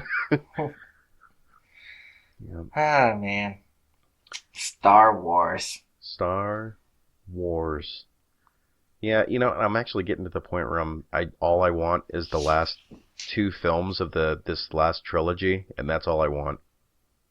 And that's it. I don't want them to do any more, because before I was like, oh, it's going to be cool because we're going to have all these, Star Wars films and stuff. But now I'm just like, what, can we just end it and keep it, well, within you the know what's sacred going to halls happen, of right? film? You know what's going to happen, right? The Avengers. As soon as they end, they're probably going to just do like Spider-Man. Spider-Man 3 ended, and then it's like, oh, a brand new Spider-Man. Same fucking story. Reboot. Yep, just different character. Some different abilities or a different suit. So now they're going to have 6 or 9 movies that they can reboot. I hope not. They probably will. You know they will. Well, it's like, I mean, we've talked about movies for pretty much the entirety of this podcast, but you know what? Who cares? This show is about nothing. The thing that there's a lot of movies that I know you feel the same way, that they should have never been remade. It's because the original is just so... It was just so good That it's Well, like, why would you screw with this? Even if it wasn't good, there was some movies that are just iconic. And it's like, you just don't redo those. well, but I mean, there are movies that people have remade and they've done a pretty good job. Yes, and they paid their Uh, respects to the old film. right, and I mean, it's like for example, like if somebody would remake Kroll, Yeah. and if you haven't seen Kroll, you freaking suck. You didn't have an A childhood. infancy, a childhood, yeah, infancy. I was gonna say infancy. You still have problems with English, huh? Yeah, I do. It's okay. Like, do you think people have as much fun in infancy that they do in adultery? No. uh, so let's say you remake Kroll, and you make it a little bit more. I'm not gonna say better special effects because that's not the right word. You just sparked the interest of Michael Bay. No. Ah, where I was going? Okay, Better this is where I was going with cinematography, this. better script. No, not better script, better cinema. You can have the exact same script, except the only thing that you're gonna do differently is you're gonna add or take away the stuff that didn't work on the first film. Sure. And just have different actors because they're all too And- old. Yeah, well, look, right. So, if you do that, that's where the reboots actually work. Yeah. Well, For example, sorry, oh, what were go you gonna ahead. say? Oh, I was just gonna say that there's some of those films that you can't remake, and yet they try to. You know that. Okay, I'll give you a good example. There's one movie that I like that's corny as shit, but I still like it. It's a terrible movie, Beastmaster. I love Beastmaster. It's a shit film, right? Yeah, but you get but to you see a love lot it. of boobies though. I love that movie. Not for the boobies, just. But I love that movie, and if they ever remade it, I'd be pissed because I know what would happen. You know? Well, see, this is where I was going for with my example. Clash of the Titans. Ugh. Well, before you all got me, I actually liked the actors that they had. I like the giant scorpion, how they look. I like the Kraken. I liked everything of it, except they didn't add and they didn't take away the stuff that didn't work on the first film. Yeah, they just redid a bunch of stuff that was just terrible. Yes, so I mean, that to me is an example of something that it had the potential, except it was rushed. It didn't have that fantasy, what's it call it? That fantasy touch that the first one had. Like even though the other one had a mechanical, owl, Yeah. it worked because it was just, it's like telling a story. This one, they said, oh, let's just put a shitload of action to it. Yeah. And you kind of lost, like why was this guy even going after Medusa's head to save this princess? He doesn't even care for her. Yeah. On this one, on the original, he actually cared for her. He was like, oh, it was like that romantic period where you just fall in love with somebody, and I mean, they didn't really meet, right? Or Yeah, did they? well, I don't remember. I think they did. Like, this is one of those movies that I've only seen once, and I kind of flushed a lot of it away.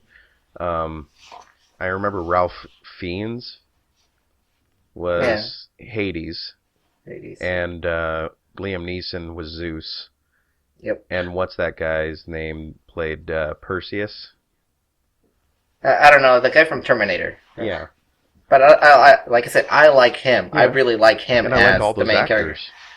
You know, but I don't But know. like I said, to me, what didn't work was they just throw in like a shitload of action. Just throw like action sequence after action sequence. And it's like that's not how the first one worked. The first one worked because it had storytelling, and the only action, the real truly action that you see was when he fought Medusa and when he fought the Kraken.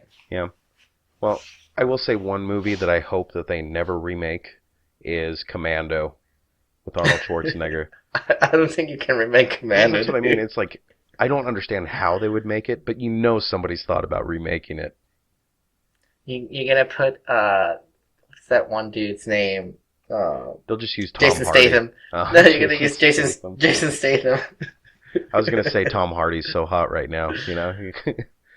But oh god, is he gonna wear a collared shirt? I don't have beef with Jason Statham. I think he gets typecasted, but I think he enjoys it.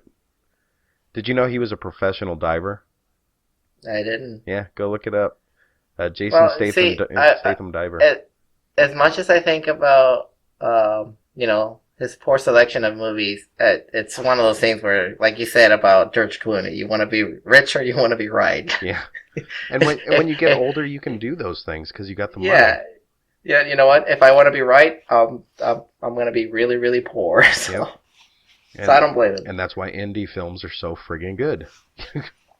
Speaking of, it's already a fucking film podcast, so we might as well finish strong. Why not? Train Spotting 2. Train fucking Spotting 2, dude. I don't know. That's pretty much on the same level as like making a sequel to The Big Lebowski. No, but totally unnecessary. No. But Train Spotting 2 is actually has a sequel book. I don't care. It's called Porno. The book. Zumi, I know this. There's no reason to do a sequel to that movie. What do you mean there's no reason? There is. Dude. Some movies are better left untouched. Lonnie, choose life. I did. I'm a Patriots fan, and you're a Chargers fan. So. Choose a career. That is so awesome. It's such an awesome movie. Yeah, I don't know. Which, by the way, we didn't talk about this, I think, but we were just giving the Browns a chance, right? Because they. Is that what that was? Yeah, we. Well, it didn't work because they still have the first overall pick in the draft, which I'm fine with, because if they have a higher draft pick, that makes it better for us because they're probably the top candidate for us to trade our backup quarterback to. That's just the way. I know that nobody who hates the Patriots wants to hear that, but yes, you might have the Patriots end up being, another 10 years of being good, and which, by the way, we locked up the number 1 seed today, so. Yeah, but you know what? I'm a free agent now, so. So you're done with the Chargers because they're no longer be the Chargers and they'll be in LA. Yep. Just like if the Clippers still would have been in San Diego, I would have been a Clippers fan. They left. Free agent. I'm a Lakers fan, even though they suck right now. Oh, they suck. But boy, they suck. That's an understatement. They suck right now.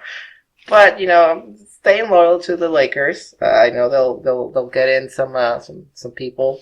Well, this is what I'll say is that it does pay to be loyal. It really does. I think I've decided though on my team. It's not going to be the Patriots, though. Oh, that's fine. Just as long as you don't say the fucking Rainy City Bitch Pigeons or the Denver Ponies. The Denver Ponies. Seriously. As long as you don't choose those two, I don't give a shit what team you want to be a fan of. No, I think I'm going to start rooting for the Vikings. Oh, dude, I actually encourage that. I love the Vikings. Yeah. So... they've had a shit bout of luck lately. Yeah. I mean, their starting quarterback, Teddy Bridgewater, got injured in the preseason. Oh, and they were considered one of the top contenders for the next Super Bowl. Oh. Yeah, so I thought about it. I'm leaning. It's still not official because I can now that the Raiders are going to Vegas, I might actually be a Raiders fan. I don't know. Why not?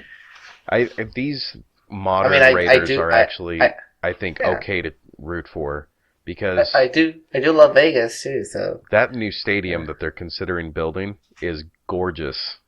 I mean, and seriously, what other team should go to Vegas?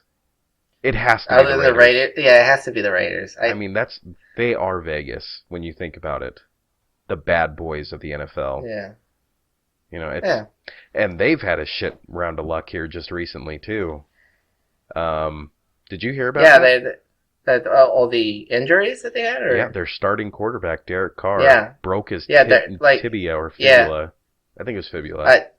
I did hear about that, and Dude, it was just like, dude, they were just playing this so was well. this was like their last good chance to make it to the Super Bowl, and then that happened.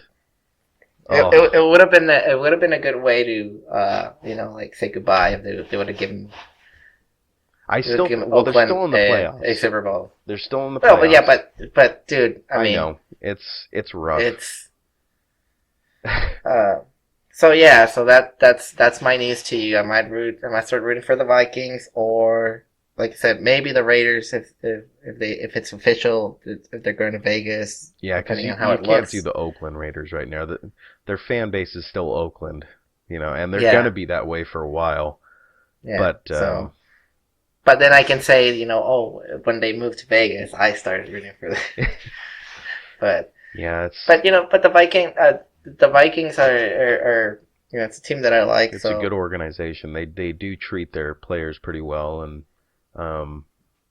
it's one of those teams that you just can't hate, unless of course you're Green Bay or the Bears, Right. But and then I thought about the Packers, but I was just like, I really don't. That's really cliche. Yeah, I was like, I don't like the Packers. It's just I used to like the Packers. I really did.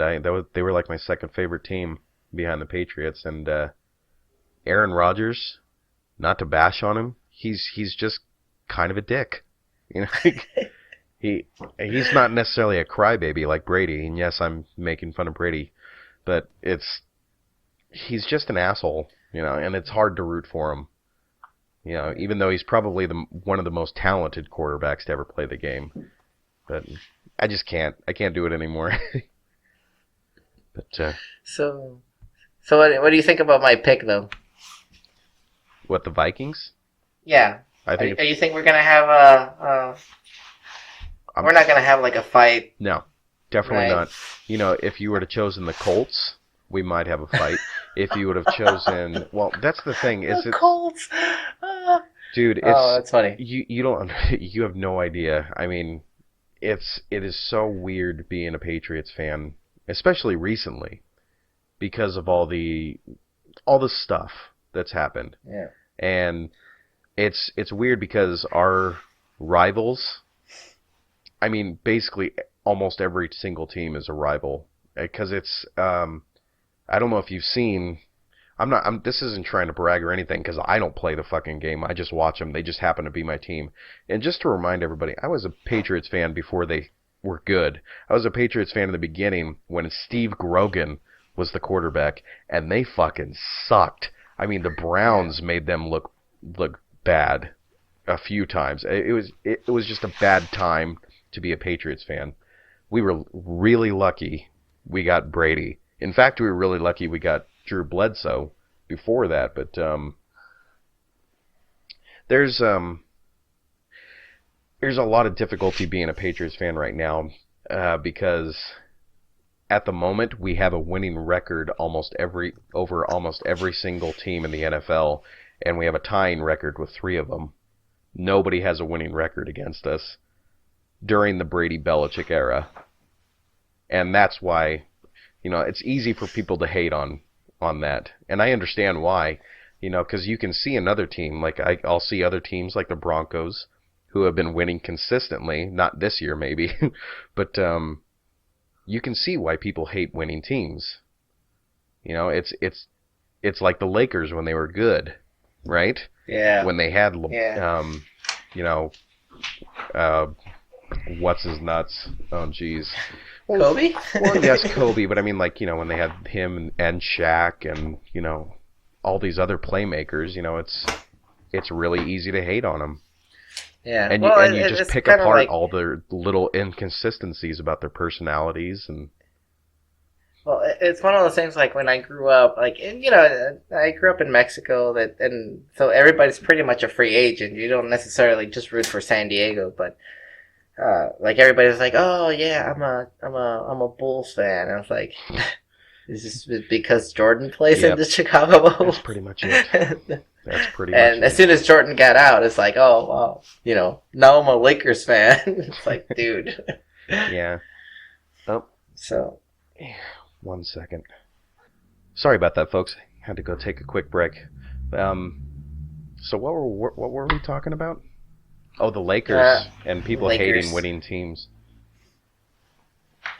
Yeah, it's shitty, but it comes with the territory, I guess, when your team's winning. But I will say that yes, I think you made a good choice on a team to follow. They're not necessarily the best, and they're definitely not the worst. They'll take you for a ride though, because they're in the same division as the Packers, so it'll be rough sometimes. it's okay. I mean, it was pretty freaking rough with the Chargers, so. Yes, and with them it's frustrating. Even as a person who's not a fan of the Chargers, I grew up hating them, just because I didn't like any of the California teams. But I mean, I don't hate them now. Now they're just disappointing to me because you want them to beat certain teams, and they get there, and then they just totally shit the bed. So it's frustrating. What is this? It's so good. Oh, we have a new banner, right? Yes, we do, and it was made by a very, very special young lady who is very, very skilled. Does she mind if we call her out? No, I don't think she might. I don't think she listens to this. So yeah, Carla, my sister-in-law, love you to death. Thank you for this awesome logo. That's a maraca, by the way. I thought it was a maraca. Because it might look like a lollipop. I don't know. Yeah. Well, is there anything else that we need to talk about here?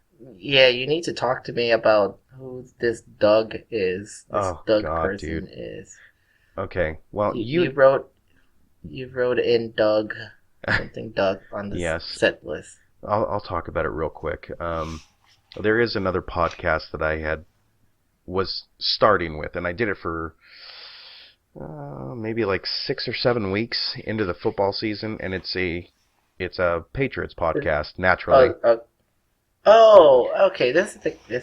It's that I got Doug. you. Yes. That Doug. And you know what, Doug? If you ever listen to this, which he actually might, because is he gonna be a guest? He's like my arch nemesis right now. So. Oh, I thought we were gonna have him as a guest. Oh my god. We should, right. dude. Okay. First of all, when that podcast first started, I came up with the idea of maybe starting up just a small podcast for our little community on Reddit. And I thought it would be fun. You just kind of talk about what happened during the week with the team. Real quick, nothing big. He hijacked the entire thing and made it out like it was his idea. At first, I was like, you know what, whatever. I just wanted to do it. I could get some football out of my system, basically, and just talk about it with some other people who like football. Right. And then just be done with it for the week and not have to bother my wife with all of this stuff. So I did it for a while, and from the beginning, it was made abundantly clear that he is a sociopath. Seriously, this guy, I won't get into all the stuff that he has done, which caused me to quit the podcast, and then other people that were doing it with us to also quit immediately following me. He is a moderator within our subreddit, and he's been there for a while, but nobody's really had the opportunity like we had to interact with him personally. So nobody ever had to deal with his shortcomings and stuff until recently. Right. Well, he doesn't take jokes very well. Let's just put it that way. He can dish them out, obviously, but he can't take them very well. Which is fine. That's something I can deal with. If there's certain things that are off limits, no big deal. I won't talk about them when I'm with you, and I won't joke about them to you, right? Right. Everybody has their limits. I can understand that. But this guy... I have no limits. I know, neither do I. But this guy, his limit was on basically everything, just depending on what time of day it was. You know, and it was becoming like an abusive type relationship, you know, like being with this guy, because you didn't know when he was going to snap. He would take over everything. He started using the Twitter account for the podcast to berate Patriots beat writers on Twitter. So he was taking our name on Twitter and bashing all these journalists that write for the Patriots. And that's when we first... Okay, you know that there's this machine called Twitter. Yeah. I mean, I get that. I know what you're Ronnie J. No, but I'm just saying, like, what? Like, why would he do that? I don't know. Because he disagreed with a point that one of these guys was making. No big deal. You can disagree. But he was, like, attacking this guy's person. You know, just, he was attacking his integrity because he disagreed with what this man had said. Well, you're a piece of shit for disagreeing with that guy. Apparently, you know. But what I'm saying is, like, this guy was just unstable, right? Well, now, right. I found out just about a week and a half ago that the other people that were on that podcast with me, all of which are very decent people, wonderful people to talk football about with, and they had quit the podcast because another event had happened. I don't know all the details of it, but they said, you know what, fuck this, we're out. And I got contacted by them. They're like, hey, we're starting our own podcast. We're just going to start the whole thing over. So now he's doing this. Doug is doing this podcast on his own. And everybody's been asking, like, what happened to all the other people? And he's been lying about it, basically saying, oh, you know, they'll be back. You know, no big deal. Like, this is how much of a psycho this guy is. You know, he's trying to continue this thing because from the beginning he's considered this whole venture to be his, when in actuality it's nobody's. It's just something that we do, and we're not even getting paid for it. So why the fuck are you acting like an asshole? So now we're doing our own podcast, and it will not conflict with this, but. So you are doing a Patriots podcast? Yes, then, it'll just be on with the other people. Yeah, it'll be on a different forum, and it actually turned out a lot better because now we have a professional editor who does the editing for the podcast. You fucking dick! Get this fucking editor doing ours. I will actually speak to him and see if he'll do it. He's gonna be like, no, I'm gonna charge you $50 an hour. Well, that's the thing is he doesn't charge us because it's part of the community. And he's like part of our staff, pretty much. But ours is gonna be like, yeah, no. I'm getting pretty good. But no. Yeah. By the way, yeah. All the editing is done by Lonnie. I basically don't do shit. I basically don't do shit except send the file. So for him to. Aren't you the talent? I'm the talent. I'm the comic relief. Yeah. I mean, I thought I was just the asshole that disagreed with all of your statements. Yeah, you do disagree with all my statements a lot. But that's what we do. It's pretty annoying sometimes, though. It works. Can you imagine, like, me, like, just throwing some random fucking comment, like, of some random fucking topic, and you go, like, yes. Yeah, Ugh. That's how it is. We had no podcast. Yeah. like, might as well end it there. In fact, I can't stand those people. You know those dudes that if you're in like an office setting, you know, that if there's a meeting going on and the boss is talking, there's that one guy that's always nodding.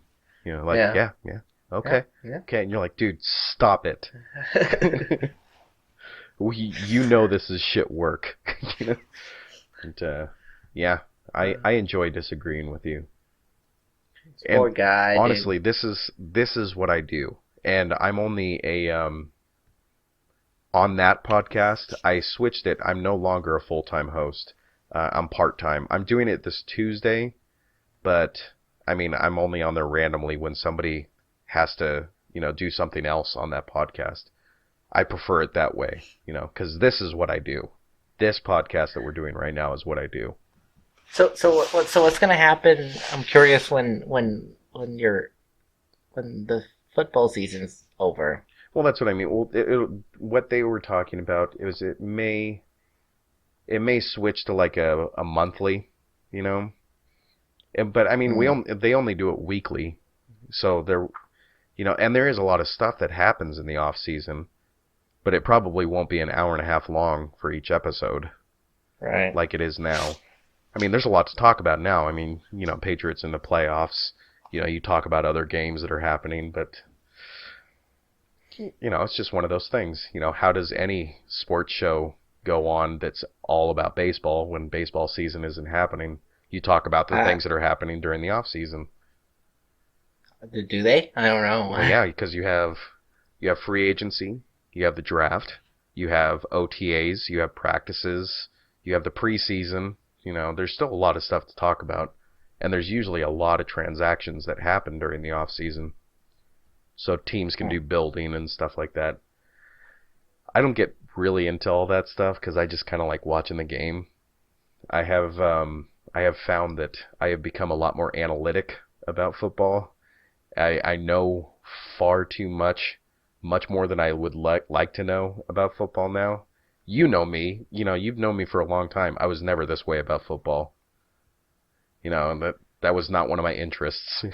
So, yeah, I kind of miss the old Lonnie. Yeah. Well, that's all about tits and ass, not football. Yeah. Well, now you. I'm just kidding. I'm just kidding. Now you're my tits and ass. Speaking of tits, no, I'm just kidding. I do have a tits and ass story, but I think we're gonna leave it for next week. Oh, well, I'd like to end my little story by saying, fuck you, Doug. If you are listening, you're a complete asshole, and you should check yourself into a clinic because you have some serious, serious mental problems. Go on. Go ahead. I can help with that, by the way. And just your luck, because we have a certified, what do you call yourself? What type of therapy? I'm an NLP practitioner. Okay. Well, in the States, officially, right? Oh yeah, this isn't like a Mexican backstore clinic type thing, which most of them are actually pretty good. I will tell people that a lot of the stuff that happens down in Mexico that's like therapeutic and clinical and stuff like that is actually really good. You just gotta find me though. You gotta find the right one. Because you're the best. I mean, you are the best. You can't just go to anybody like that claims to do it. Yeah, you're like the Tony Robbins of NLP, right? I want to be the Tony Robbins of Mexico. Yes. All right. Well, there you go. We'll call you Tony Robinzo. No, what's the Tony Roberto? Tony Roberto. But you got to get a deeper voice, and you got to grow like 12 inches. 12 inches, dude. No, how tall I gotta is grow he? Like 6'8"? He's a fucking beast, dude. His hands. Have you seen his hands? Yeah. Yes. His hands are like... They're bigger than mine. That's for sure. I tell you, the funniest part in that movie, Shallow Hal, was when they're stuck in the elevator together, and he messes with him and puts his hand on his forehead and says, "Demon, come out!" But he says it so loud and his voice is so deep that Jack Black, I'm pretty sure that was a genuine response from Jack Black, because Tony Robbins is such an enormous human being that, like, when he puts his hand on your forehead, you listen. Alright. I think we should end it there, Lonnie. Alright. Well, yeah, I'm going to do the credits. Sure. Roll them. All right. Well, be sure to like us on Facebook. You can always talk to us on Twitter at NBTLT Twitter? Podcast. You Podcast? No, I'm just kidding. I'm sorry. Just kidding. I'll stop. I'll It's becoming stop. a thing. I Stop. like it. You can send us an email with your questions and comments at nbtltpodcast@gmail.com. Once again, that bumper music is from bensound.com. bensound.com. Erectile dysfunction disease. If you don't fucking share this, You I'm can serious. download any of our episodes on iTunes. Be sure to leave us a review, good or bad. We don't care. If you enjoyed the I do. episode or not. And we'd like to thank all the people that actually do write in. And for our very, very loyal, who wasn't loyal this week, writer, Andrew, you asshole, you need to get up off your ass and actually send in some more questions because they're gold. You're just too good to be true. Is there anything else I need to add to that? Oh, yes. And once again, I'd like to thank Carla for making that logo for us, and I will get that put up on all of our social media. It's not T-shirts. Maybe One soon. day. One day. One day. Stickers. I'm gonna actually do a sticker of the original design that I gave her. It's fucking shit. Well, you mean like a pile of shit, or it looks like shit? No, well, I did it on a sticky note, remember? And I sent it to you. That thing was awesome. I still have it on my messenger. I have it on my phone because I took a picture of it. It was beautiful. But Looks like a 3-year-old drew it. Exactly, and for her to make it look like what it looks right now, it's freaking amazing. Well, we might actually, if we got more listeners, we could actually do a competition, like a little contest. Like you get a free T-shirt or something if you do this or something like that. Nah, man. No, fuck them. That's gay. You gotta make him fight. Dude, we should make him fight. You have to clarify compete. what gay you're talking about. We're talking about gay as in like you're acting like a douchebag type gay. And that's spelled, that's not spelled G-A-Y. That's spelled G-H-E-Y. That's the type of gay we're using. G-H? Yes. Did you just make that up? Yes. Okay. You're acting gay.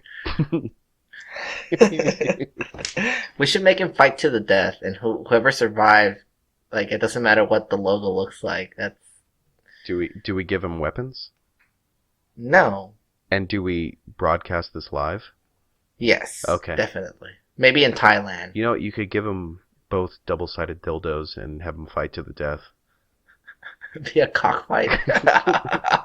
Not what you think. No. All right. No, but seriously, we love you all. Happy New Year. We love what we do, and I'll get better at my English, I promise. And I won't stop hating you because we have to have a yin and yang here. So I do love you, but I love to hate you. All right. All right. That'll be it for this week. Later, y'all. See ya.